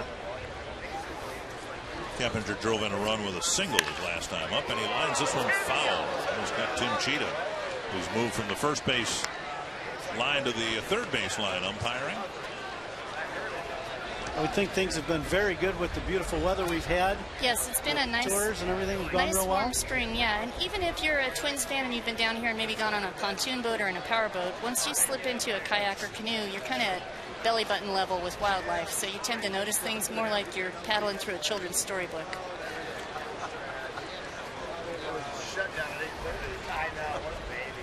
Every once in a while in Minnesota, you'll see some kayakers out on the lakes. Canoes, I think tend to be a little bit more popular. But just looking around the sporting goods stores here, and kayaking seems to be the ground ball and a base hit to right field. Kayaking seems to be one of the better recreational activities here in this part of the world. And the new hot thing is stand-up paddleboarding. I'm sure you guys have seen that, because you see that in urban areas, freshwater, saltwater. We have our first stand-up paddleboard race of the season coming up May 5th, if there's any stragglers that didn't go home for baseball season. Okay. Where will you be doing that? It's going to be at Crescent Beach, which is right down on Fort Myers Beach, and we'll have lots of free demonstration boards, too, so people can try it without necessarily racing. Now, that standing board, is that for some of us who have never done that, and for me especially, I don't know if a board is going to actually be something I want to stand on in water. Pretty easy to do? Yeah, well, they're pretty stable, and they're wide. And pretty stable or real stable? I'm looking for real stable. I think you could do it. Plus, you can also sit on them or be on your knees. You can take your dog on them, too. There we go. The batter is Jose Molina. He has reached on a walk and scored a run. He fouls the first pitch back. And then he hit a hard smash to Parmalee for out number 2 in the 3rd inning. Well, with the incredible weather that this part of the country has had, really going back at least into January, it's been unseasonably warm and predictable. We haven't had much cold weather or rain at all. No wind either. And today has been maybe one of the calmest days, it seems like. Very wonderful weather here. So the line foul over the dugout. And we'll hope everybody is okay down that way.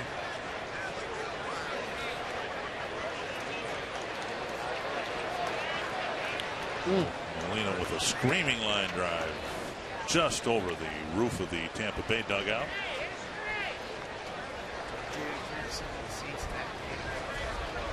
And everybody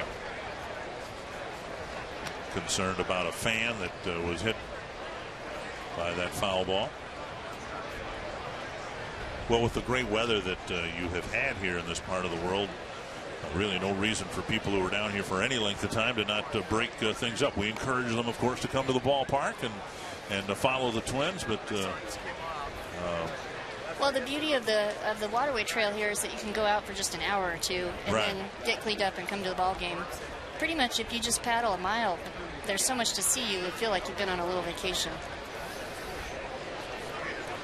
still a little break in the action here, and everyone trying to compose themselves and get back to focusing on baseball. Some attention being paid to the fan at the end of the Tampa Bay dugout. The other thing you can do when you're on baseball breaks here is bird watch. You know, 6 Mile Cypress Sluice right across the road. There's some great birding that goes on in the stadium. I know the Minnesotans are into their birds too. Yes. 2 strikes to Jose Molina. Nice block by Mauer on a breaking pitch in the dirt. How do the boating options change, if at all, once we roll into the summer months here? Because I know that this is such a popular destination for Minnesotans this time of year, but in the summertime, I know it gets a little bit more hot and humid down here. Yeah, the water temperature is like bath water, though. So up north, when you paddle, you got to worry about that chilly water running down your paddle blade to your armpits. And here, it's not chilly. And Casilla can't pull the trigger on the throw with an aggressive slide by Keppinger, but Molina gets down the line so slowly. Casilla might have been able to do a somersault and still throwing Molina out. Very good breakup of the double play going in. This one of them slow 2 hoppers is short. And Lexi just coming across the bag, not knowing he was going to get taken out probably to that extent. If he could have came off the bag a little more aggressive, might have had a little better chance. But, you know, tough play right there for Lexi. Get an out and go for the next guy. Sean Rodriguez was the runner forced at second base. And now Hendricks delivers strike 1 to Elliott Johnson. Johnson golfed a 2-run home run out against Scott Baker in the 3rd inning. Johnson was the last man Baker faced before leaving with 2 outs in the 3rd. Down low, 1-1. Hendricks is in a unique situation. He's vying for a spot in the rotation that might not exist if Scott Baker's elbow stays sound and Baker's able to take his turn in the rotation in the first week of the season. Twins have a rotation that's pretty well set. Hendricks covers the bag, gives up a 1-out single. No damage done, and our thanks to Betsy Clayton from the Lee County Parks and Recreation Department. Good to see you again, Betsy. Thank you. All right.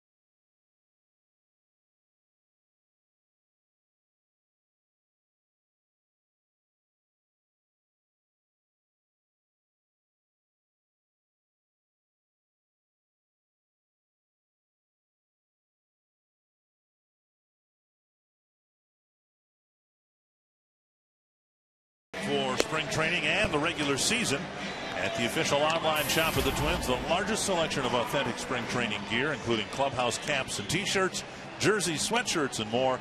Get set for spring at the official source, the TwinsBaseball.com shop.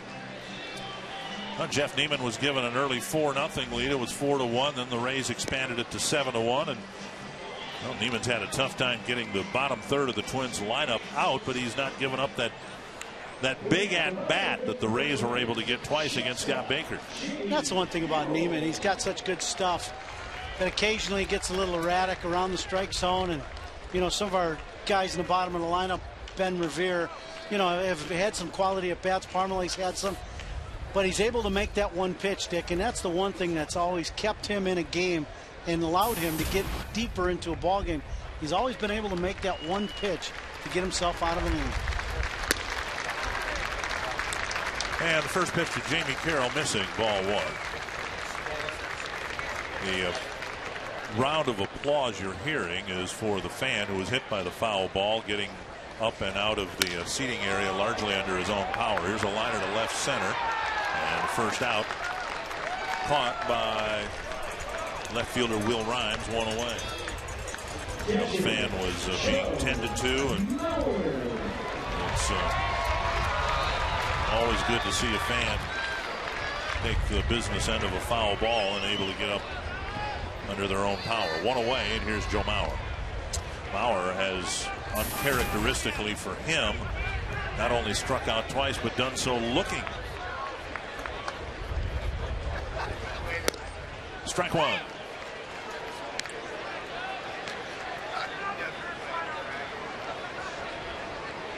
Mauer doing the catching. He said last year in spring training he only caught about parts of 9 games. As the Twins are trying to, in its own way, put together an accelerated program for him to get him ready for the regular season. And of course, he was never able to catch up after the November knee surgery. Just off the plate, 1 and 2. Well, and there comes a time where some guys at some positions, and I know with the issues I've had with my knees through the years, you're able to come to camp and kind of work your way into shape because you've had some injuries with your knee or knee surgery. Catching is one of those positions, Dick, that's very difficult to do that. Mauer flares one into left center. He gets a base hit. And that'll bring Morneau to the plate. And this is one of those things where great hitters are able to get these hits. This is a really good fastball in. A little two-seamer started out at Joe and comes back over the plate. And Joe just inside outs that ball for a base hit. You know, through the years you've seen Wade Boggs and Tony Gwynns and some of those guys. They're able to fight those pitches off and not hook them and break your bat. And Joe just inside outs it for a little base hit and gives you a chance to get a man on base for the big boppers coming up. Here's Morneau. Big swing on a pitch in the dirt.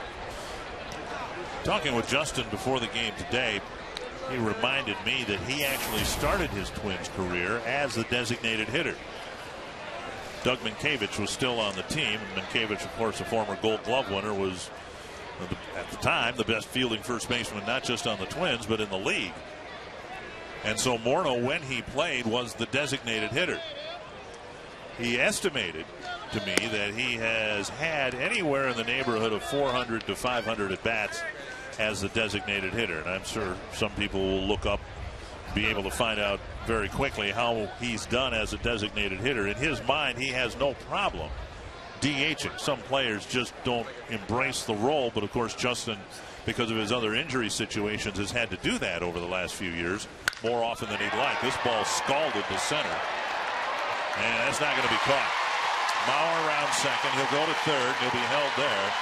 Morneau showing the type of power to all fields that he showed in his MVP season and a couple of years ago. And Justin telling us before the game today that his confidence seems to be growing with every day.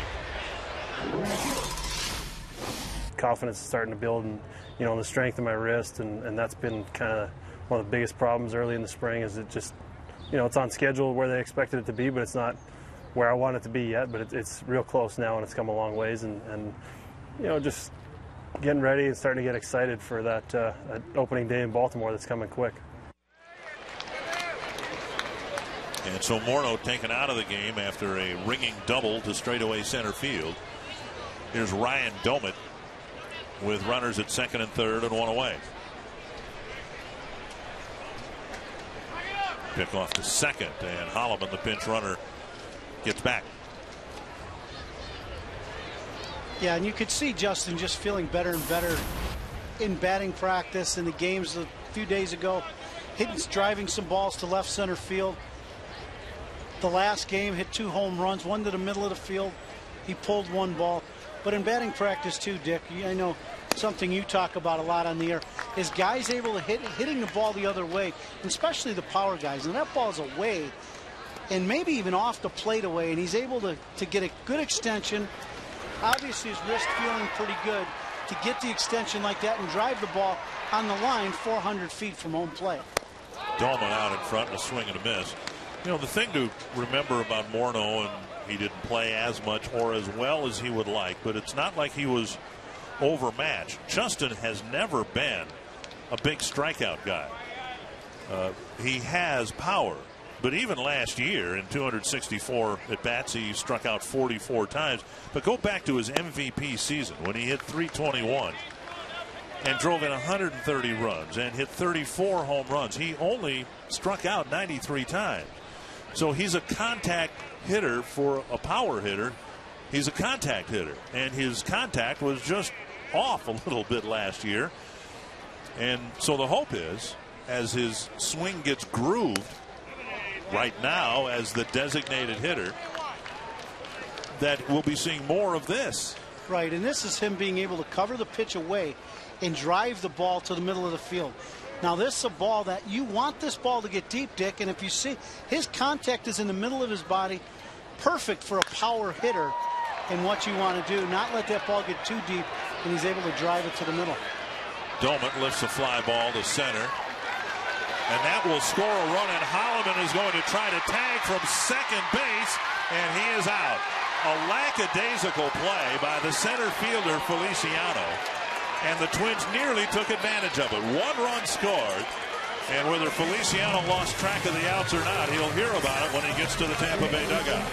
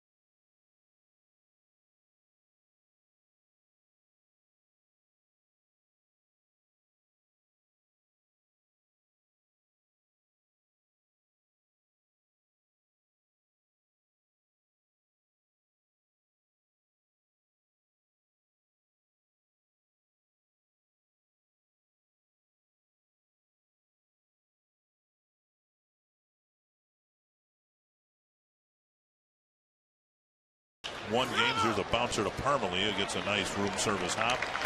2 down. And Ron Coomer will be in the chair for some of the games that Burt misses. Roy Smalley will be there. Tom Kelly.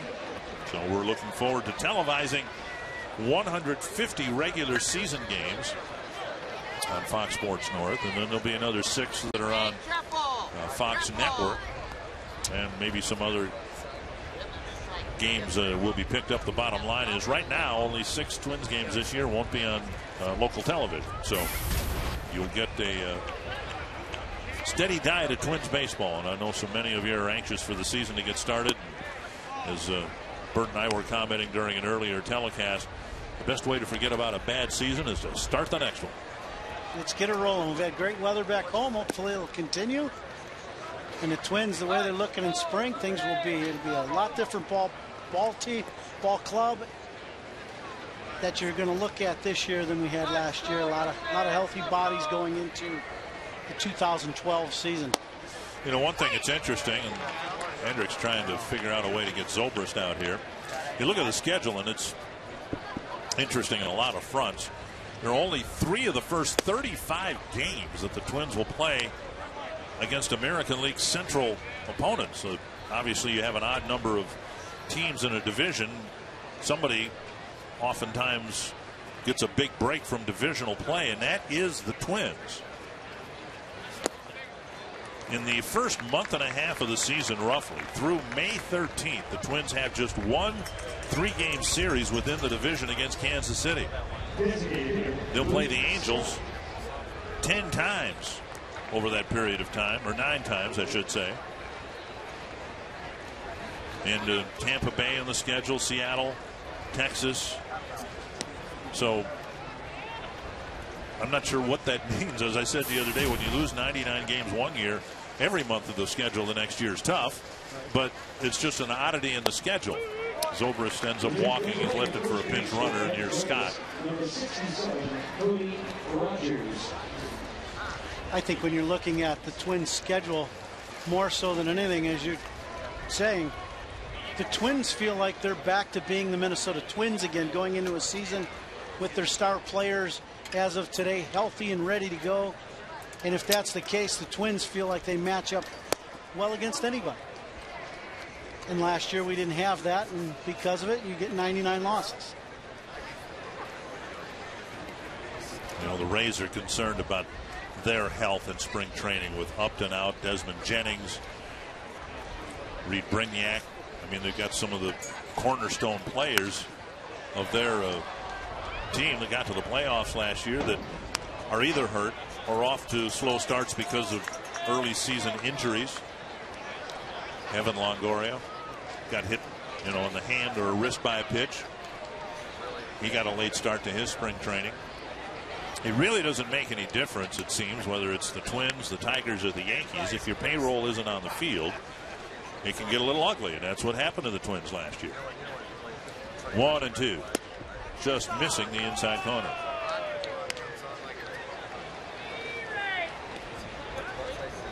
And I really like the approach Ron Gardenhire had going into spring, and you know, they got down here a little bit early. There was a big focus on the fundamentals of the game and making sure that you make the routine plays and you do the routine things that help you win ball games, and the Twins have really started to do that, and you're seeing it here in spring. Florimon gets the force at second to end the top of the 6th.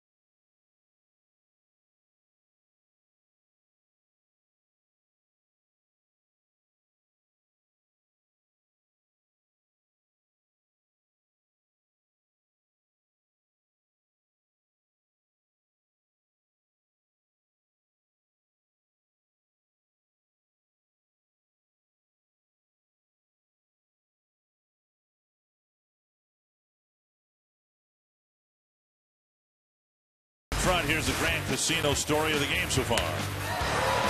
One swing of the bat, little hook shot over the right field wall for a grand slam. Brian Domet, big home run for the Twins, bombed the right field. And then once again, Johnson with a long home run to right field. Kind of been where all the scoring's come from. It was Zobrist who hit the grand slam, but as Ron Gardenhire told us, the Twins do know how to get him out. They're just saving it for the regular season, right? Isn't that how you surmised or summarized what Gardy was saying regarding Zobrist? And now Danny Valencia's hitting here. I don't know. Zobrist has been one of those guys, and we both commented on it. You know, he's always swung the bat well against the Minnesota Twins, and he's just a quality hitter. But let's hope he gets all those hits out of the way now. And Valencia is retired at first. A line drive in and out of the glove of the shortstop Rodriguez, and then behind the bag, Rodriguez was able to spin and fire and get Valencia for the first out. Yeah, Danny hitting against this shift. And line drive up the middle, that's usually a routine base hit, but because of that shift, you're seeing a lot of the Minnesota Twins right-handers trying to hit that ball that's away and hook it, and Danny being one of them for sure. So he's going to have to hit a little differently or look at the defense being a little different, because that's a line drive through the middle that everybody is expecting to be a base hit. And that's a right turn at first base for Danny Valencia. Very nice recovery by Rodriguez after having the ball tear him out of his glove. Here's Sean Burroughs taking a fastball up, ball one. Burroughs still in camp, getting a chance to play some at third base. In this case, Burroughs is going to take over at first base, and he squirts one foul. Burroughs last year resurfaced in the big leagues with the Diamondbacks, got 78 at bats in 110 games and hit .273. Many of you know the story. Didn't play baseball for 3 years, had some personal issues he was dealing with. Ooh, got hit on the wrist by a pitch, and he'll take first base, and hopefully it got him down in the forearm area. Burroughs trots to first, and he'll be aboard with one out. This is a bad one right here. You watch the ball go all the way back to the, hit him right in the forearm, and hopefully it got me to the forearm. Wow. So Burroughs reaches first the hard way, and here's Ben Revere. Each situation is different, so we're not trying to make comparisons here, but Burroughs has resurfaced and dealt with his situation, and the Twins have hopes that he'll be a productive player for them. Matt Bush, on the other hand, for the Tampa Bay Rays, has run himself afoul of the law again, and the Rays have had their fill of that.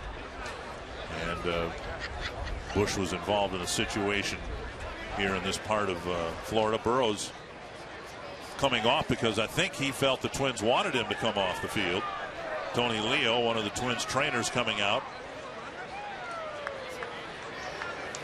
And Burroughs will be pinch run for, although I think he was prepared to stay in the game. Well, Burroughs, one of those guys, he's trying to make a ball club, make an impression, and wanting to stay in the game. And I think Gardy's seen enough of Burroughs this spring to know he's got a pretty quality player. And having a golf ball in your forearm probably isn't going to help things much right about now. But, you know, in Burroughs' case, he's trying to prove that he can handle things over at first base to increase his versatility and value to the ball club. I don't think he wanted to come out there. Revere, the hitter. At any rate, Matt Bush has found himself in some deep trouble here with the law enforcement authorities, and so the Rays have had their fill of him. Bush earlier this year actually was the pitcher who drilled Evan Longoria in an inter-squad game, and the Rays were lucky to survive that incident without Longoria being shelved for a month or more. Luke Hughes is the pinch runner for the pinch hitter, Sean Burroughs. And Revere takes a strike.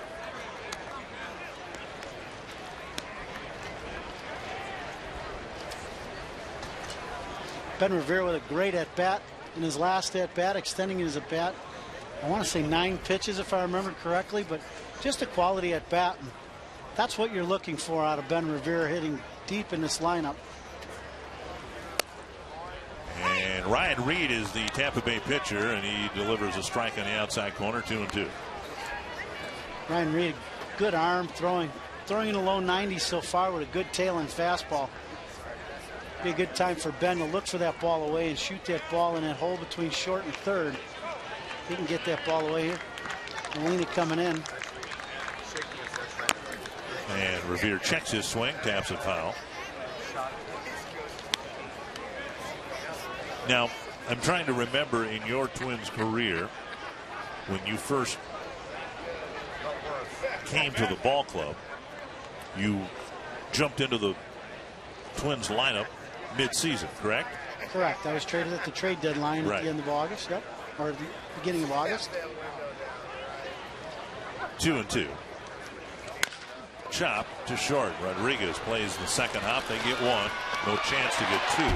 The throw overthrown Pena, and Revere will go to second base. So Hughes forced at second base, and Revere will go to second on the throwing error. Great job by Luke breaking up the double play and forcing the wild throw. Part of those little things Gardy has talked about doing things right, hustling around the field. Good job by Luke. Well, you saw that in the third inning. Twins did not turn a double play and a ground ball that Molina hit. I guess that was in the 5th inning. Kept the inning alive. When a double play can be turned, it should be turned. In the case of Ben Revere, probably no throw would have been the best call there because he runs so well. 1-0 to Casilla. A foul out and a walk so far for the Twins second baseman. My point in asking you about your arrival to the Twins major league roster, when you came then to spring training that first year with the Twins, what were your thoughts in terms of how many at bats you wanted to get and what your workload preferably would be as someone who had a spot pretty secure on the team? It's a tough question because as a young player or a player who hadn't been in the big leagues for a long period of time, you really wanted to make a good impression, and for me with Tom Kelly to show him that I started to understand a little bit about what the Twins wanted and what he wanted out of me. And so, my focus more so than offensively, because I think when I got traded here, people knew I could swing the bat and I was going to be a big league hitter. I think for me, I look over at that half field right here beyond the left field foul pole, and that's where I showed Tom Kelly I was a big league ball player. By going there and doing all the extra work and working really hard on my defensive skills and showing him that I was willing to put the time in to not only get to the big leagues but stay in the big leagues and be somebody he could trust putting out there at first or third base. So for me, Dick, it's probably more of my defensive skills in showing them than it was the number of at-bats I got. 1-2 to Alexi Casilla.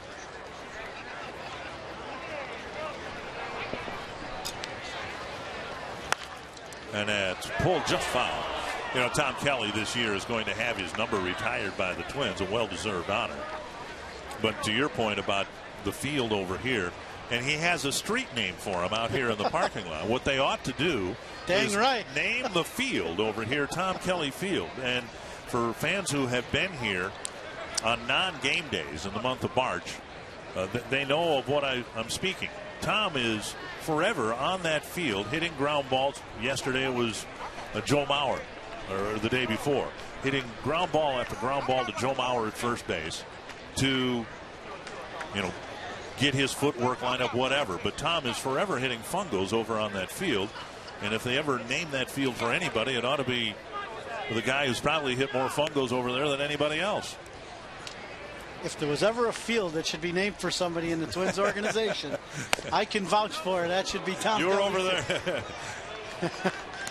I was over there. Then after I got established here in the league and with the team, then it was Corey Koski. And Michael Kadire spent his time over there trying to figure out if he was going to play third or second. But that was one of the things that I really appreciated about the Twins organization, is you felt like if they put you out there, you were going to get work and you were going to understand exactly what they wanted out of you defensively. And that's something I really enjoyed and still appreciate about the Twins. Casilla puts it in play, but it's the third out of the 6th.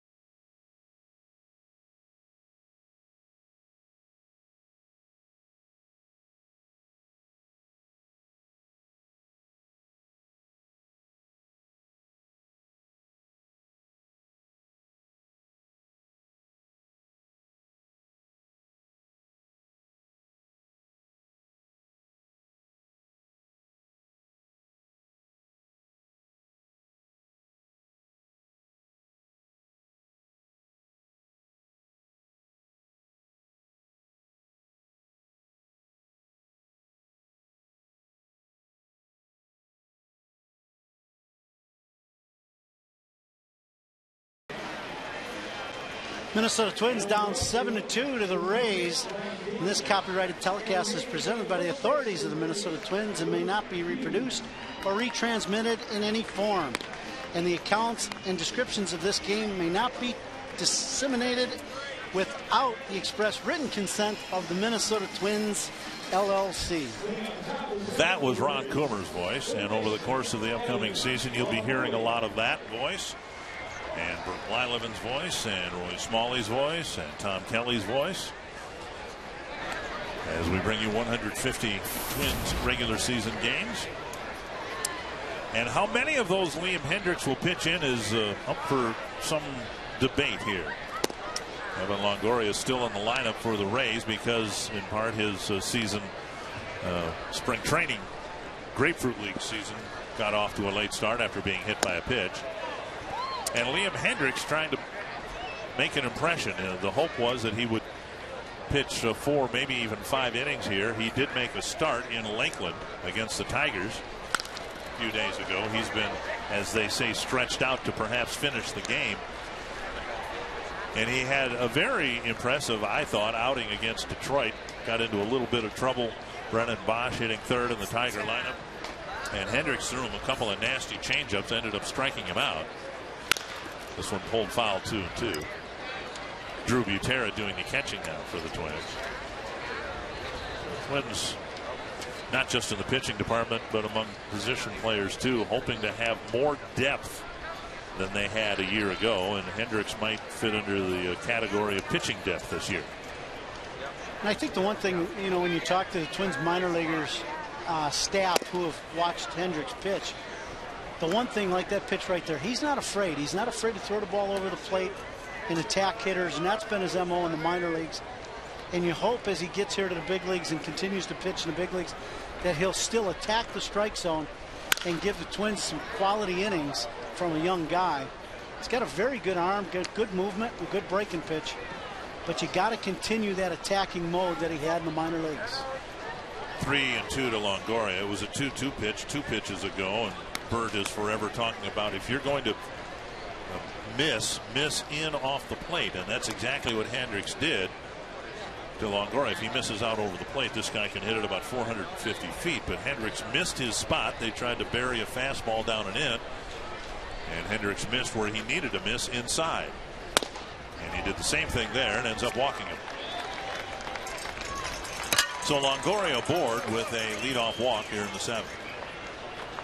Again, the Twins' hope was that Hendricks would be the 3rd and final pitcher used. Longoria checks out of the game after drawing his walk. And Carlos Pena will hit. Watching Longoria today defensively at third base. Doing a lot of drill work at third base, not just fielding ground balls, but coming in on the grass on his knees and starting his workout, you know, taking ground balls. And just so you understand why a guy has turned into a superstar player. His work ethic, and I've watched him twice down here. Very good work ethic on his defensive part of the game. We all know he can hit, but he's really put a lot of time in at playing third base. Might have been the changeup that Hendricks threw on strike 1 to Carlos Pena. A fastball cracked foul over by the tarp. 2 strikes.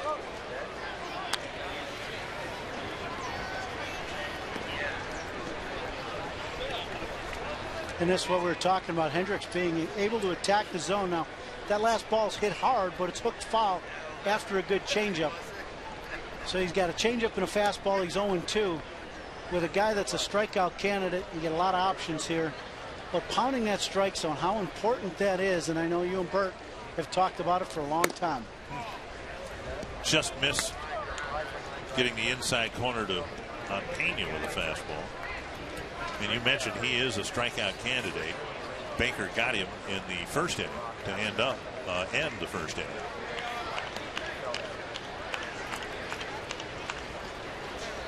Breaking ball missing. And we talked earlier about Justin Morneau, how he's a bit unusual because he's got power, but he's also a contact hitter. Pena is just the opposite. Last year with the Cubs, just under 500 at bats, 493 at bats, and he struck out a whopping 161 times. That's a lot of walking back to the dugout out there. Now he will also draw walks. He drew over 100 walks in his season with the Cubs. And as a result, his on-base percentage, even though his batting average has been very low over the last few years, he still has some value to the Rays because he can get on base. And he's on the verge of doing that here. Longoria walked on a 3-2 pitch, and now it's a full count to Pena. There are his numbers from a year ago. Still a good on-base percentage of .357, given that his batting average was just .225. Yeah, dangerous hitter, can hit the ball out any part of the park. The other thing he brings to the table, very good first baseman. Pulled hard and foul past Hughes, who's now in at first base for the Twins. My old hitting coach George Hendrick had to get out of the way of that ball at first base.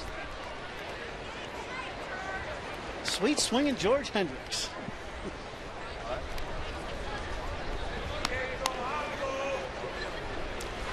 Both the Rays and the Twins blessed with very good coaching staffs. People who work very, very hard. Full count again. Runner goes, and the pitch fouled back to our left. Not even a flinch, Dick. That was pretty good. Nothing. I know my range, how limited it is. So between the two of us, we're not going to be moving much then, are we? Rick Anderson hoping that Hendricks can get Pena with Sean Rodriguez in the on-deck circle. See if he comes back with a changeup here to Pena. Instead, a grounder to second. To see it, a Florimon double play. That's better. Much better. 2 outs with 1 pitch.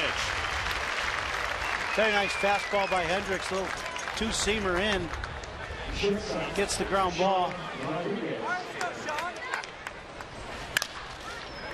Throwing a lot of strikes. That's very good. I know that's what Rick Anderson and Ron Gardenhire are looking for, is making guys put the ball in play and not giving too many free passes. 2 walks in 2 2/3 innings, just the 1 hit. Hendricks still continues to impress the field staff. Ball 1.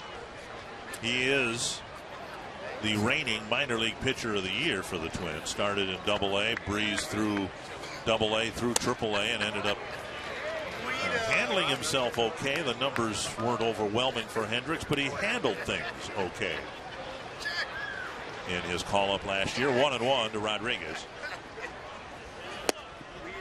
And just missing low. And while his strike percentage might not be as high as it was the other day against the Tigers, it's where he's missing. I think that check swing, no swing, and it's 3-1 now. You know, I think if anything, we saw Scott Baker miss out over the plate, and the results speak for themselves. But if you miss in and low, you can keep the damage to a minimum. For sure. And right there, you look at Baker's outing earlier today, and I think as the game progressed for him, his pitch count started to get high. He was throwing some high fastballs in the very first inning, getting a lot of foul balls. You know, Gardy said when we talked to him, he wanted to get him to 50 pitches. When he got to that 35-40 pitch mark, you could tell his command had kind of started leaving him a little bit, and breaking ball was kind of hanging up there a little, just kind of rolling in, and fastball didn't have the bite on it. But you know, Bake did get to his 50 pitches. He threw some quality pitches early, and hopefully his arm strength will get there and his elbow isn't bothering him, and he'll end up being a quality starter that we've seen through the years from Scott Baker. The innings count a little bit more than they did 2 weeks ago. The at-bats do. The results still aren't all that important. If Baker shows up at the ballpark tomorrow and says, you know, my arm feels fine, I think everybody's going to be quite happy with his outing here today. Casilla far to his left gets the ground ball and retires Lobaton for the third out.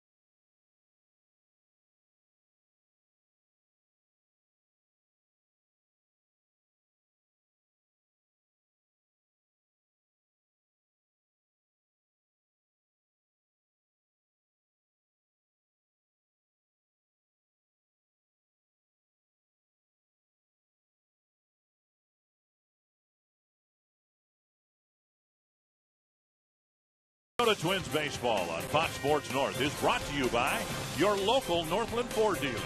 Visit your local Northland Ford dealer or go to northlandford.com. And by Menards. Save big money on all your home improvement needs at Menards. Get a chance to get a complete breakdown of the Twins bullpen situation heading into the regular season, and more from Tyler Mason at FoxSportsNorth.com. Dick Bramer and Ron Coomer getting into the later innings here with the Rays right now comfortably in front. Joe Benson will get an at-bat here. Pedro Florimon will hit next. Twins have a lot of cuts to make. Obviously, they have to get back down to 25 players by the time they leave here in a week and a half.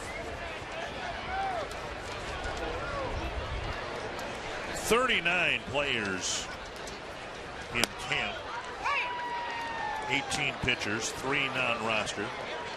5 catchers, 2 non-roster. 10 infielders, 4 non-roster. When we say non-roster, we're talking about players who are not on the 40-man roster. If for some reason they were able to make the team, room would have to be made for them. Rodriguez has another one kick out of his glove, and this time Benson will reach safely. An error charge, or will be charged, to Rodriguez, allowing Benson to reach leading off the 7th inning. It's kind of a little too casual out there at shortstop, but as the field's been beat on a little bit throughout the day, you got to move your feet if you're playing the infield. And we see this play here. You know, Benson, he takes a pitch out and away and hooks it, but just, you know, he's just unable. The shortstop, Rodriguez, he just kind of stands there and doesn't move his feet. And those are things that will drive managers a little crazy. I know Joe Madden, a guy, very fundamental guy, and you really, these routine plays, they've got to be made. And there's nothing that drives a manager crazy than bringing in a young guy and he just kind of lazily makes a play and then ends up being an error. Here is one of those non-roster guys, Pedro Florimon. Twins claimed him on waivers to fill some middle infield position to be determined. Second base, shortstop. Very likely at the AAA level. And he grounds one through the hole to right. So Florimon has had a good camp, and he's gotten, you know, maybe more playing time than anyone would have thought at the time, because the Twins are intrigued about this young man. And if he ends up in Rochester playing in the middle infield with Brian Dozier, I think the Twins are going to be keeping a close eye on those two. It's a good swing. You see, you know, he's got great balance, Dick. When we were watching him earlier today, swinging the bat, he's able to spray it around the field a little bit. But to me, a good under control swing from a guy who's going to be able to do some good things defensively. That's a quality approach at contact right there. When you look at that, letting the ball get to him a little bit and, you know, not jumping out at it when he gets a chance to play for Ronnie. Inside, talking with Tom Bernansky, who will more than likely be Florimon's hitting coach, assuming he's assigned to Rochester. And Tom is really looking forward to working with him. He's already seen signs of progress, and he thinks that Florimon can be a productive hitter. He's not going to be a Derek Jeter, Alex Rodriguez type of hitter, but he has some tools that he can work with. And he's looking forward to seeing this young man improve offensively. His game is major league ready in the field. He just needs to hit a little bit. And you can see right there, fundamentally, mechanically, he is sound in swinging the bat. That's a pitch down and away that he stayed with, kept his swing going, and drives a good hard ground ball through the infield. You know, Dick, the one thing I really enjoyed this fantasy camp was having time to spend with Tom Bernansky, talking about hitting and Twins hitters and people he was going to really enjoy starting to work with and getting them, you know, because they're so close to the big leagues. Bruno, a very good hitting coach, was obviously a great hitter. But the thing I really like is his style of teaching and being different with every guy, but there's certain fundamentals that have to happen. Obviously, I talk a lot with Joe Vavra. Us hitters, we all kind of stick together. Joe Vavra, a very good sound hitting coach and understanding of the mechanics. And I think Bruno being able to get guys ready, and we got two guys on the bases right now, and Joe Benson also, that, you know, a guy like Bruno is going to be able to really help kind of tighten up their game to get them to this level. Benson has been under Tom's tutelage for a couple of years now at two different minor league levels. Drew Butera, the hitter. Florimon, of course, new to the Twins organization. Got 8 at-bats with the Orioles late last year. 1 hit, 6 strikeouts. And that's one of the things that both Joe Vavra and Tom Bernansky have worked with him on, putting the ball in play. So much of what you've seen from Denard Span and Ben Revere and Alexi Casilla, they think that Florimon can be that type of hitter with a little pop in his bat. 3-2 now to Drew Butera. Nobody out. Twins needing a big inning here to jump back into the game, down by 5 runs.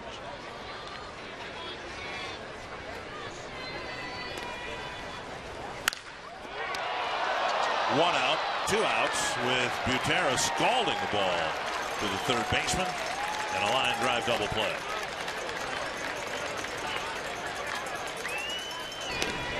Great swing by Drew. Not much you can do. Benson, he tried to freeze on that, but I think even if he freezes at second base, it's still a double play. Michael Holloman, the hitter, he's not new to the Twins organization. He was in the Twins organization last year at New Britain and Rochester.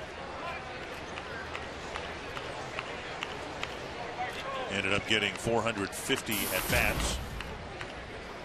He's got some power, and he's had a very good spring. But might be, very likely will be, one of the guys sent across the parking lot here over the next week and a half.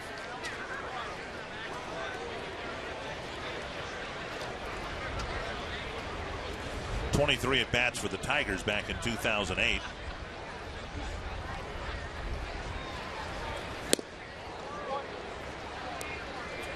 Big swing and a miss, 1-1. And I think that's one thing Ron Gardner is looking for out of some of these young guys, is to come up to the big leagues, even in big league camp, and not be afraid. Let her rip. You're a big guy. Go ahead and drive the ball. And if you swing and miss, you swing and miss. But the one thing I know Gardy has been frustrated with earlier in camp is, you know, some of the young guys just kind of being a little tentative and just trying to put the ball in play, even in batting practice. And I think for some of these young guys to come up here and just play the game and let your swing. If you're a guy that's supposed to drive the ball out of the park or drive in runs, go ahead and take your swings. And I know, even though, you know, you're at 1 and 2, you've taken two good swings. That's one thing the manager is looking for. Maybe if it's within you now to tone the swing down a little bit and now try to become conscious of contact and putting the ball in play. Correct. But I think the one thing, and we've seen this through the years, and I've experienced this, you get to the big leagues, even in big league camp or in spring training games, and you want to just not embarrass yourself. You want to try to do your job. But so many times young players, they get too cautious and they don't allow their game to just play out. And, you know, it just doesn't work out for them. Looking out over the plate, a fastball freezes him over the inside corner. This one's for all grass gurus, doers.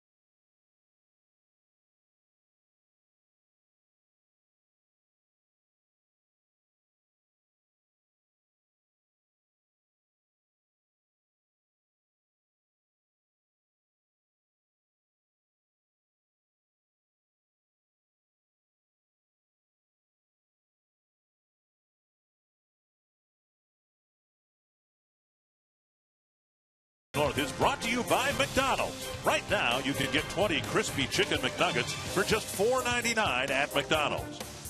And by Toyota and your local Toyota dealer. Yeah, we see a lot of those on the golf course. That's all I need, another pair of eyes watching my backswing. Twins have a great home schedule to start the season. Albert Pujols and the Angels early twice. The two-time defending American League champion Rangers and the Red Sox all in April. Tickets are available for games against all those powers of the American League. Should make for an exciting first month.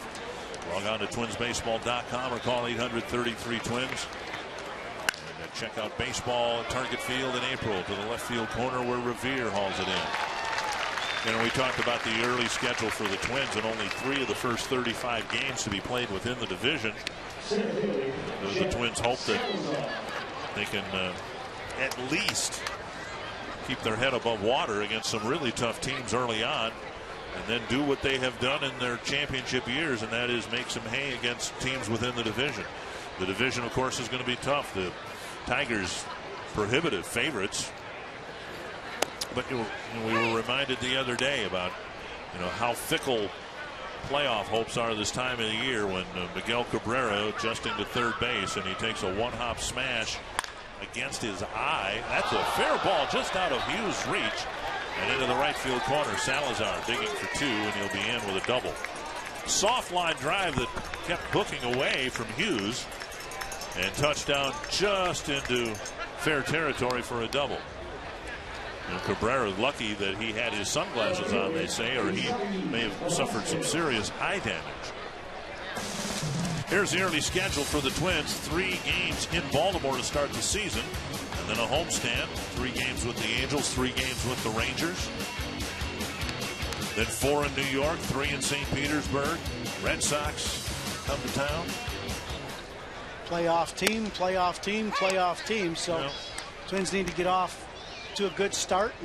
And, I think the big key is we're seeing right now, they're playing fundamental ball, but they're healthy, and that's what everybody is concerned about as of, from watching the season last year.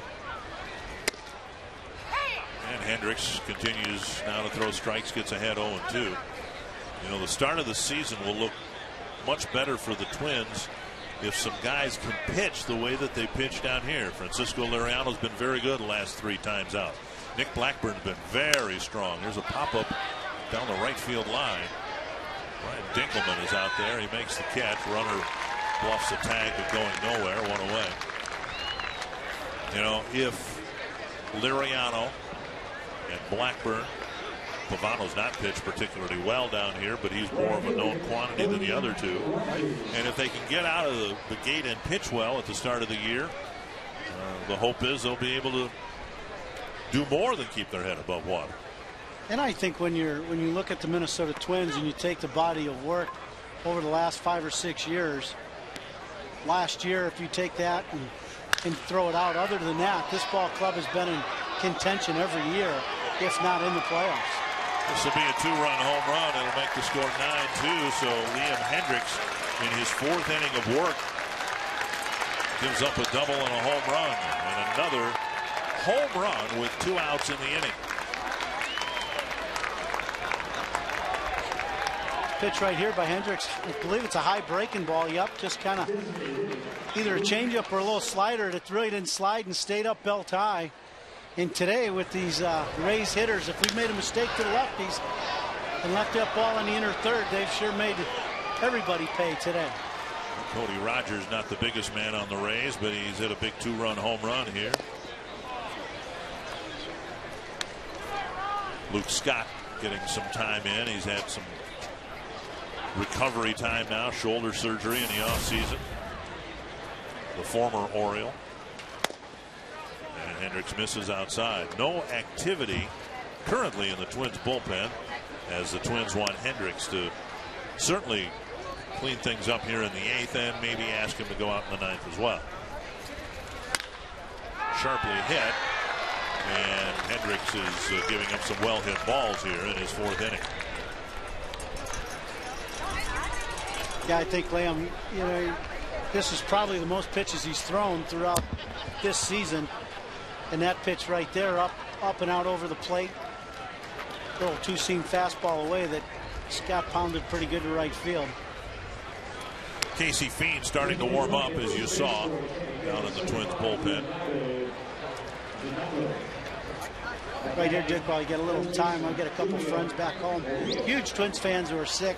Don Frost, who is a good friend, his son just won a national championship for the Gophers.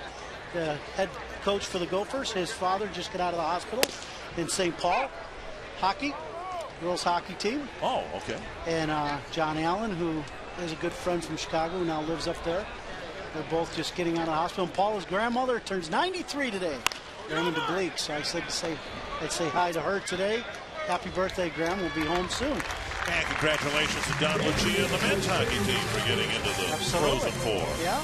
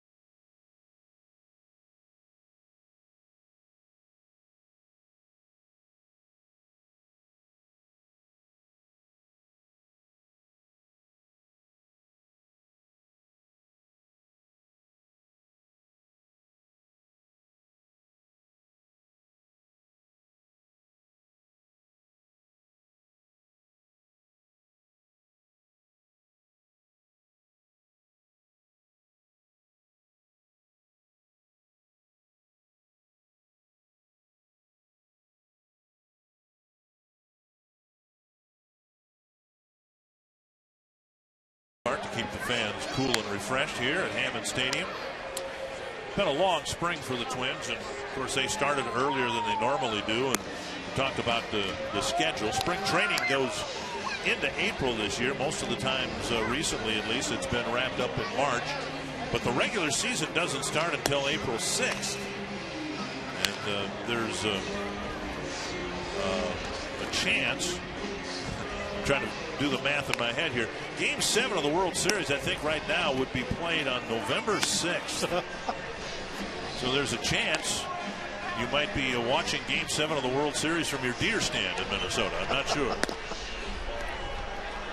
Snowballs or fastballs? We could well, let's hope it's being played in Minnesota. But one of the, as you see, Marquise Fleming warming up. As you start a season late, you necessarily have to finish it late, and then you add in the extra couple of days necessary for the extra round of the playoffs. Our email question today was about the extra round of the playoffs, how we felt about it. It will help contribute to a very late postseason. And don't you think when you look at adding the one game postseason and then a day off in between or whatever's going to happen, you may end up in years coming up here of moving the season back to somewhere around April 1 or April 2, so you can get those postseason games where there's so much interest, in a little better weather.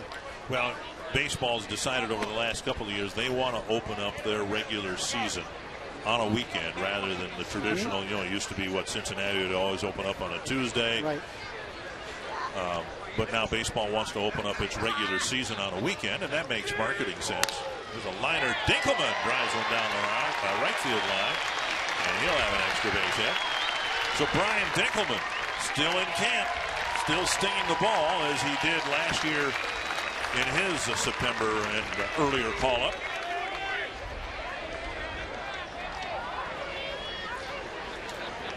Brian Dinkelman, guy that's made it very tough for Gardy to get rid of. He's kept him around, like you said, Dick, for a long time. Does a lot of things for the Twins. Got a very good swing and a little thunder in his bat. Good swing right there.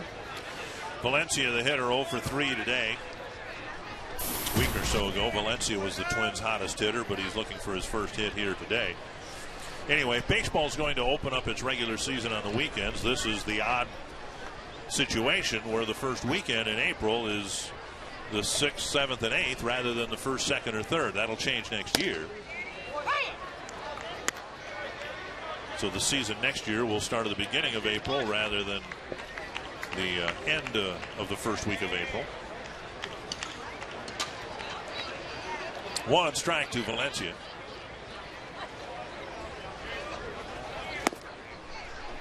And now a ball.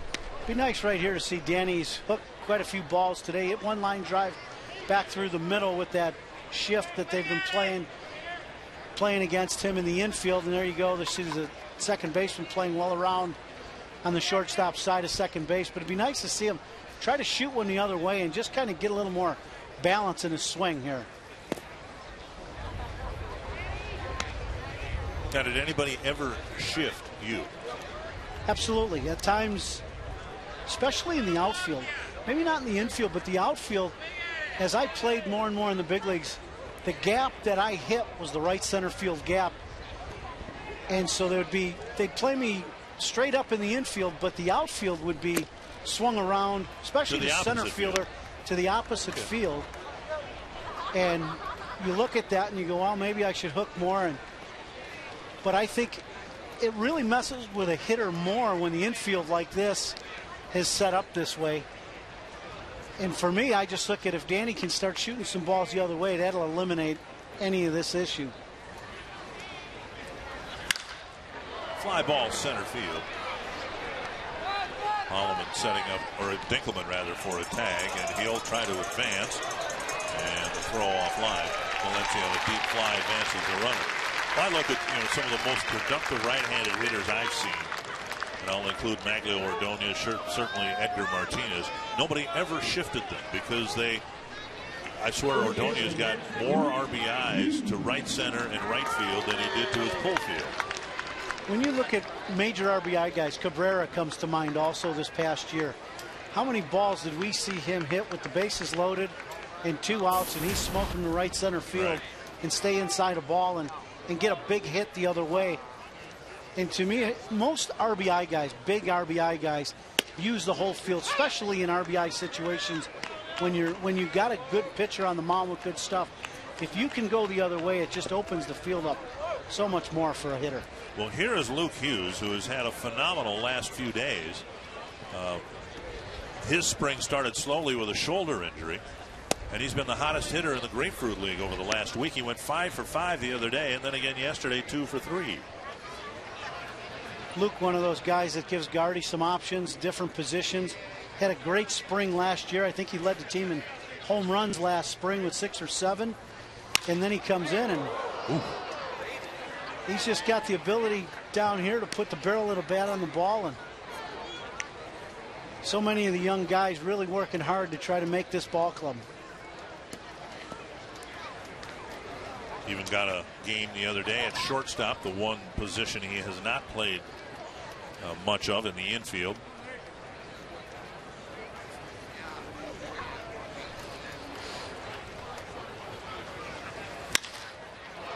Fly ball to center, should be deep enough to get the run home.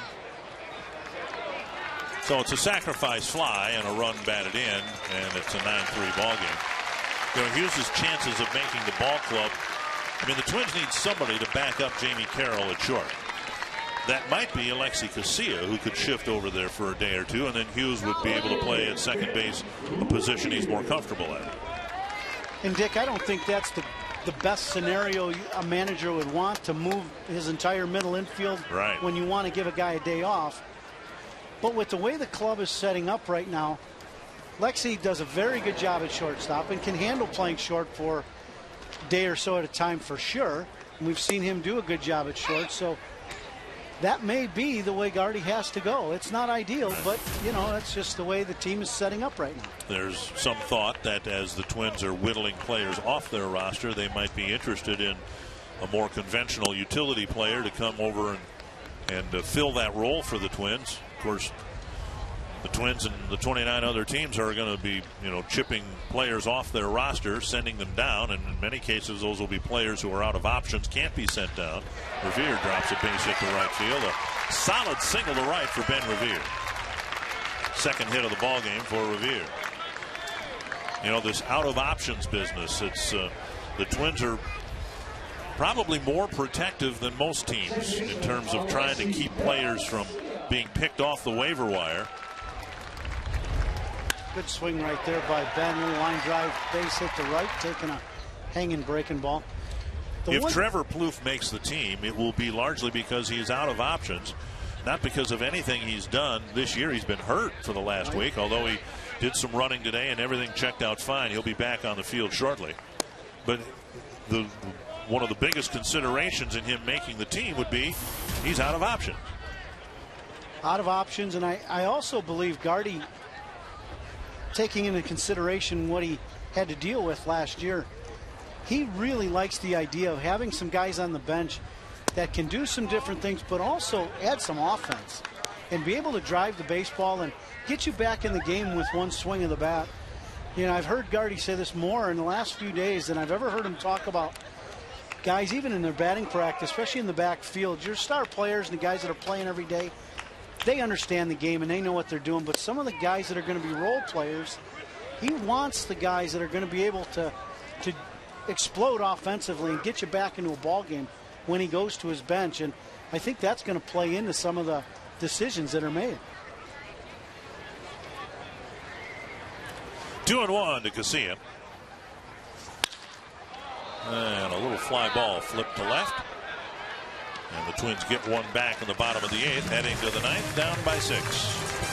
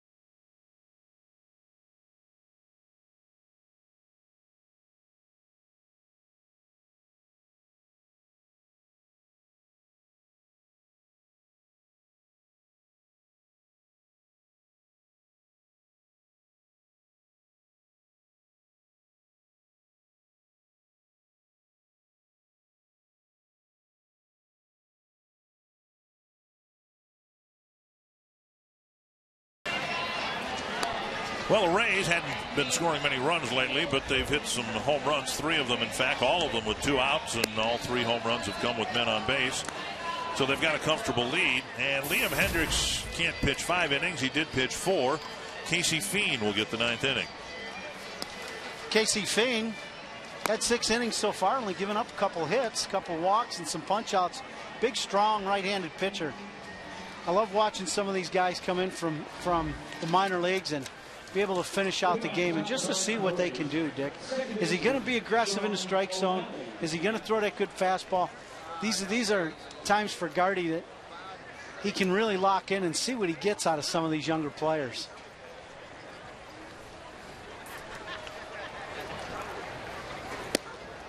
And he delivers strike 1. Fien up for parts of 2 years with the Tigers. Total of 11 games in 2009 and 2010. And a total of 14 innings, so just a very small sample size.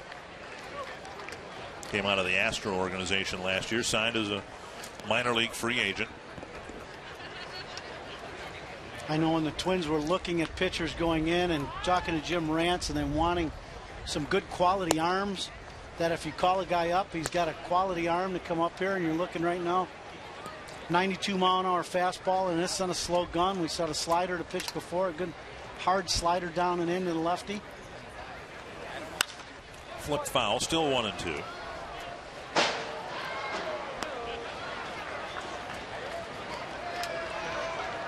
Sean O'Malley, the batter.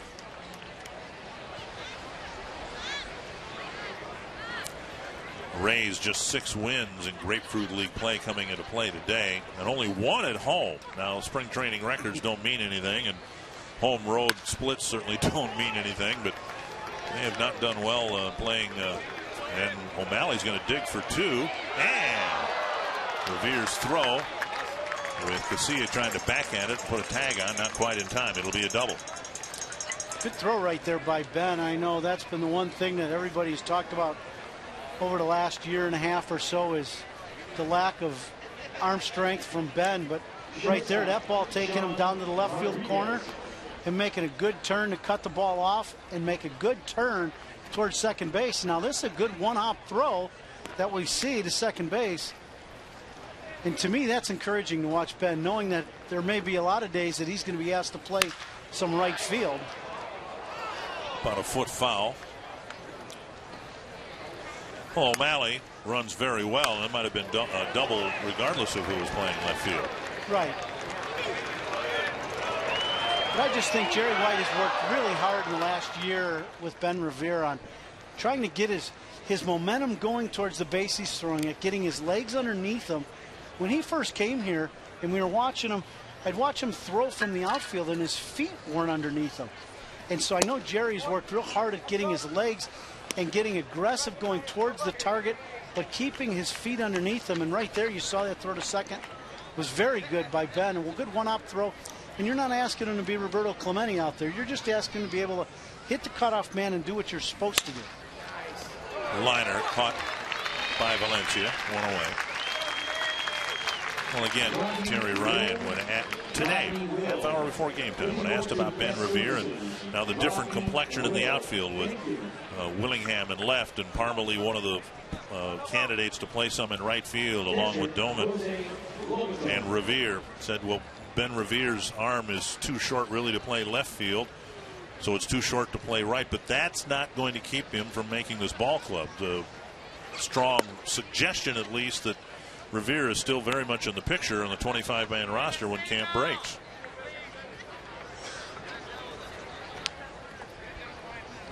Jose Lobaton, the hitter. And Fien shaves the outside corner.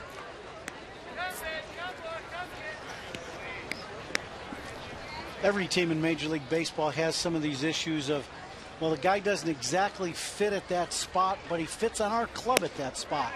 And I think that's what you're looking at with the way the Twins outfield is setting up. If you have Justin Morneau as your designated hitter, which is kind of what it's seeming like, especially for the first month maybe. So as you look around the field, if Ben Revere ends up playing some right field, he's just going to have to understand and be aggressive coming and getting the ball.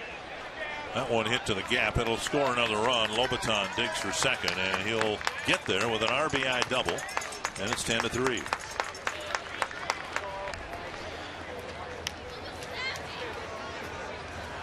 So a pair of doubles here in the ninth. The Rays get a run they're probably not going to need this afternoon.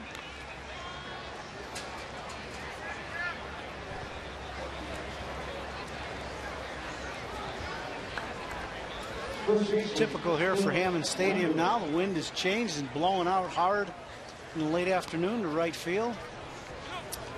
Philip Wunderlich is the hitter.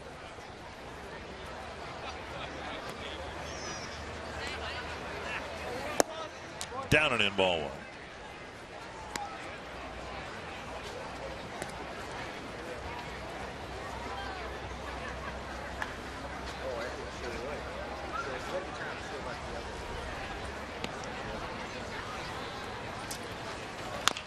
It's an exciting time of the year for baseball fans all over the country.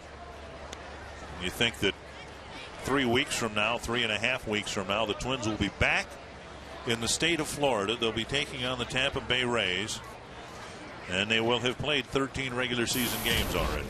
Yeah. That's just 3.5 weeks from now.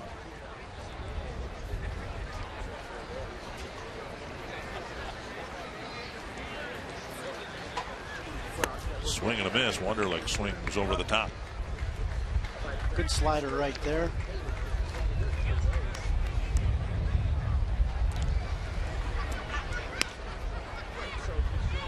Just one other thing, there were so many different topics, a variety of things talked about by Terry Ryan today as we see Drew Butera catching Casey Fiend. Somebody asked Terry Ryan whether he would like the Twins to carry 3 catchers. Ooh, splintered bat near the camera well. Everybody okay? And Terry adamantly said, well, that'll be Ron Gardenhire's decision. If Gardy decides he wants 3 catchers, and whether Drew Butera would be one of the 3, it's assumed that if they keep 3, he would be.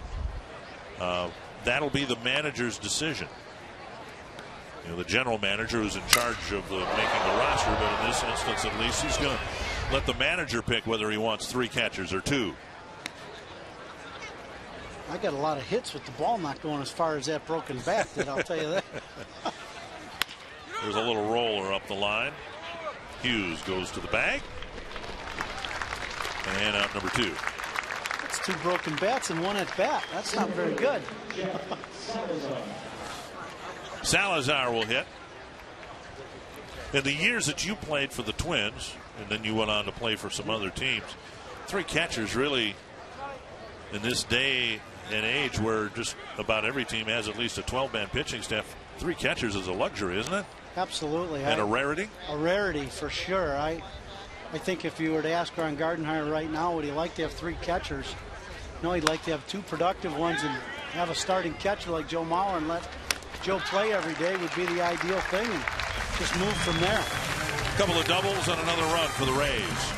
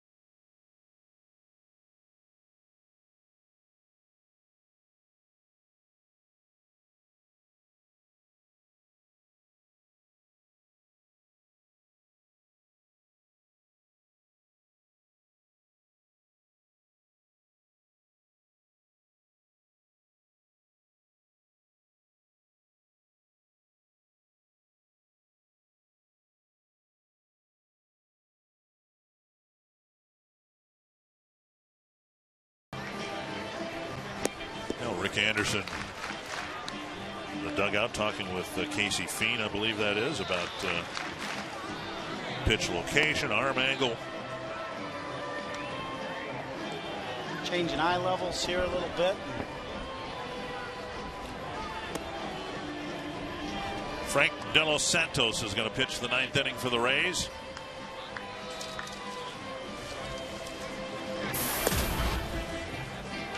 De Los Santos in spring training, coming in for the 6th time. Let's see, a lot of strikeouts in 5 2/3 innings. Joe Benson will lead things off for the Twins in the bottom of the 9th. And this is our last spring training telecast while the Twins are playing here yet for roughly another week and a half. We'll be getting things ready for the start of the regular season a week and a half from now in Baltimore.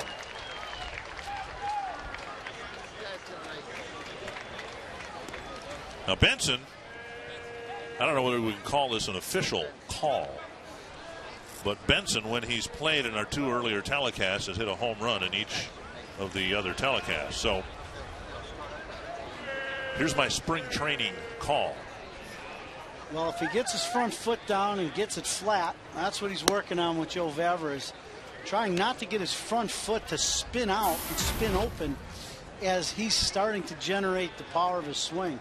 So he needs to keep his front side closed, and if he does with this lefty, he's got a good chance. Well, now the guy's got to throw him a strike, right? You got the call, not me. You called him. 2-0, a hitter's count. He might have heard you out there. I don't know. Joe Benson, one of those guys with a lot of ability to do a lot of different things. There's a strike, 2-1. Would you agree? I think I identified him as the one prospect the Twins have right now that would be the closest to a 5-tool player. Absolutely. He's a guy that can hit the ball a mile. He can run. He's very aggressive in the outfield. You see right there, big aggressive swing. The one thing that Joe, absolutely, he is a 5-tool player. He can do it all. He's just got to tighten his game, I think, going down to AAA. Gene Glenn, the AAA manager's been in the big leagues a long time. Mankato State guy and a local guy, but very good baseball guy. Was my third base coach with the Cubs. And Bruno being his hitting coach in AAA. I think you're looking at somebody, could be here soon. And Benson will hold up with the ball lost in the sun in right field. Not a home run to be sure, but a sun-aided single, I believe, is how they'll rule that. Here comes Florimon. But yeah, you look, you have any issues with the outfield so far, if you do come middle of the season, I would anticipate Joe Benson being the guy to get called up possibly if he's doing a good job in Rochester. He's a guy that can add a lot to the team. He's just got to just quiet himself down and just kind of relax just a little bit more at home plate. He gets really excited, overswings a lot. The pitch that we saw him foul off the other way, very good swing, very aggressive swing. But if he can stay on the ball with his head and keep his front side closed a little bit, you're going to see him do a lot more damage than he's done up until now. We saw Florimon as a left-handed batter get a base hit. Now he gets a chance from the right side. If, as it appears now, Chris Parmelee makes the team as a part-time outfielder, well, that's a spot that Benson would be able to fill later on if things don't go well for Parmelee or anybody else. Chopper to short. Rodriguez will start a double play. With Benson cleaning out the second baseman. Hard takeout slide, but the Rays get a double play. Very good pivot at second base right here. Benson going in hard, not being held at first base, so he gets a good running start.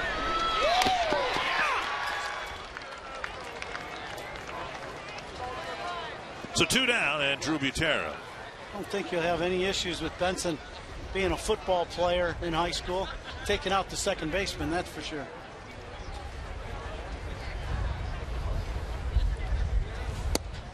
And strike one delivered by De Los Santos.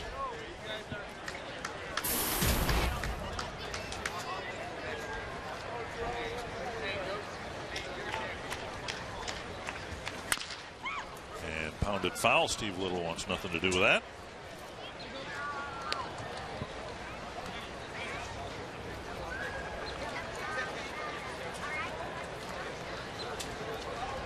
Two strikes to Butera.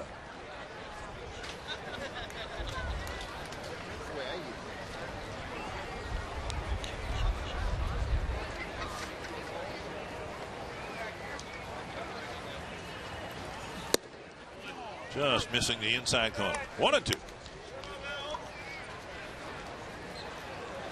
Twins with 10 hits, just 3 runs, 14 hits, 3 home runs for the Rays, and a 10-3 lead. Ryan Domit drove in a couple of runs for the Twins. Scott Baker started, was unable to complete 3 innings, but got around 50 pitches thrown. Fouled off his front leg, maybe the back leg.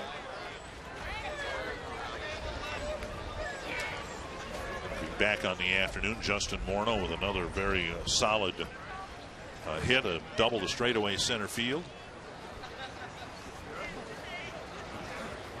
Dome with a big couple RBIs, big home run. So some of the heart of the lineup starting to do some damage. Liam Hendricks ran into some trouble in his 4th inning of work, but did complete 4 innings.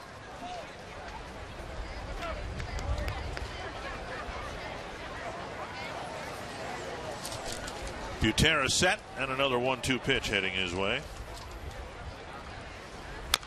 And another bouncer, foul. Twins have 9 games against major league teams left down here, and then they'll close out the Grapefruit League action on April 4th against the Fort Myers Miracle.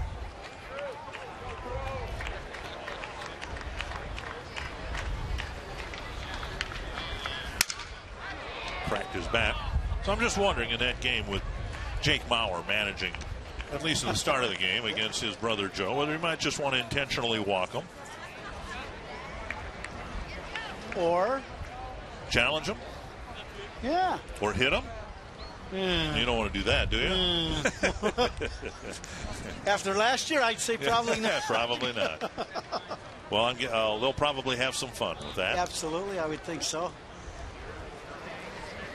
Jake, the Class A manager here in Fort Myers.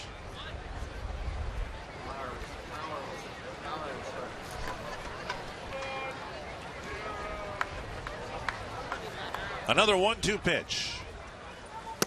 Half swing. They don't appeal. Very close to a commitment by Butera. You think with 2 outs in a 10-3 game, if that's an appeal, the right arm goes up? Boom.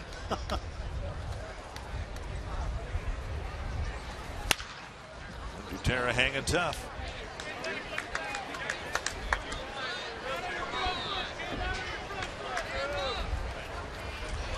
If Butera reaches, Holloman would have a chance to hit here. He's in the on-deck circle.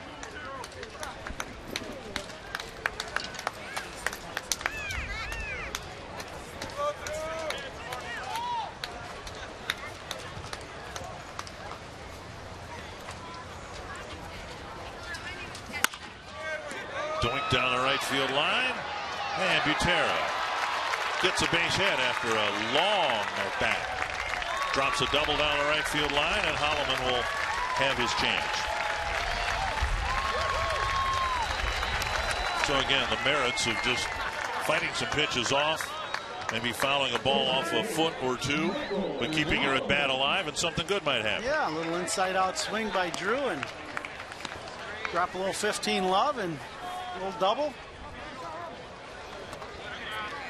Sure, them toes are barking out there at second base after fouling a couple balls off his feet. And Holloman has a chance here with a runner at second and 2 down.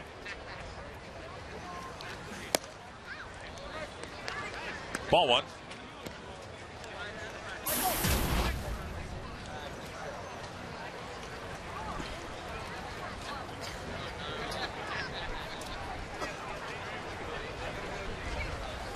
And in the dirt, Lobaton digs it out.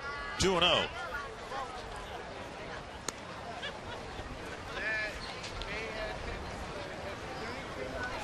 This could be one of them scenarios for one of them long balls you were talking about right here. Yeah? Young guy looking to do some damage here. 2-0 count. Get a fastball you can hit. All right, now it's 3-0. Delos Santos probably thought he'd retired Butera once or twice or 3 times during his at-bat. Now he's got another battle here, and he's dug himself a 3-0 hole. And he misses on all 4. So first and second, 2 away, and Brian Dinkelman will have a plate appearance.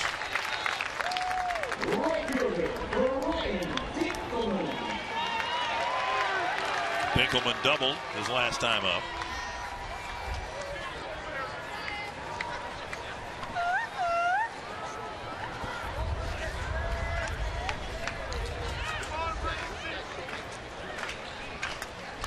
Single runs for the Twins in the 2nd, 5th, and 8th innings, and now in the 9th, the threat with 2 out.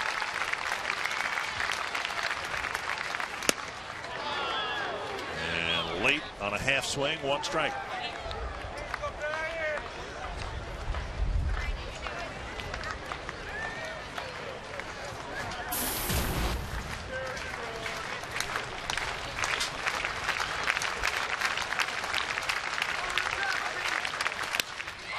Chip to left. And a diving catch, and a ball dropped out there, and a run's going to score. Dinkelman will get a bloop double down the left field line. In and out of the glove, and the Twins get a double and get at least 1 run here in the 9th.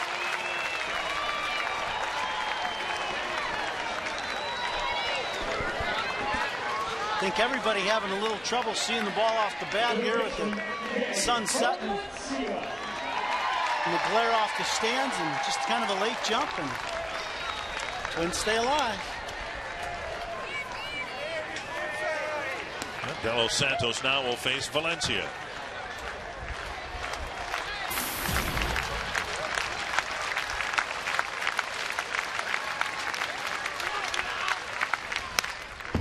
And even up by 6 runs, 2 outs. The Rays put their shift on Valencia.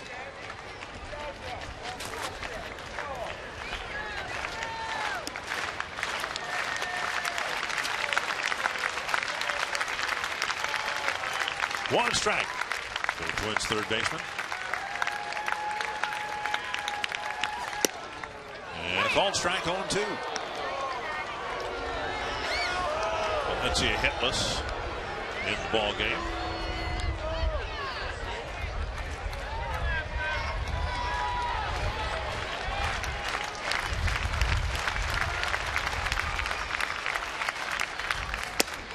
One and 2. Delos Santos can bring it. We've seen 91, 92 on the in-stadium radar reading. Talking about earlier about Danny trying to hit one the other way. Kind of tough when he's shooting it at your kneecap. Just missing up a little bit. He might have caught Valencia looking out over the plate a little bit, and he stood him up a little bit. Nearly got a called third strike.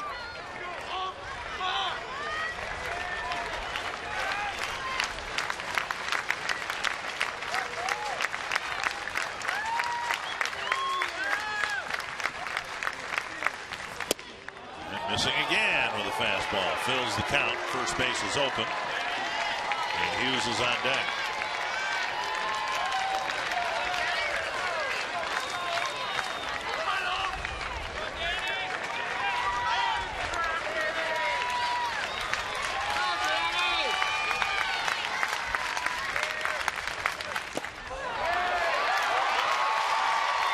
And a walk fills the bases.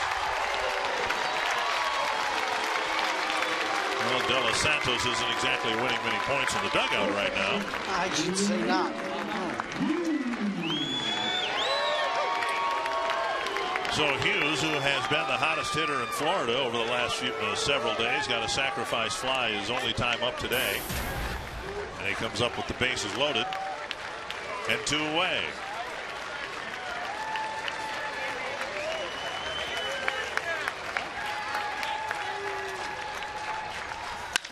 Bouncer to short. And that ends it. Twins leave the bases full and lose to the Rays 10-4. We'll come back to Hammond Stadium and wrap up our broadcast in a moment.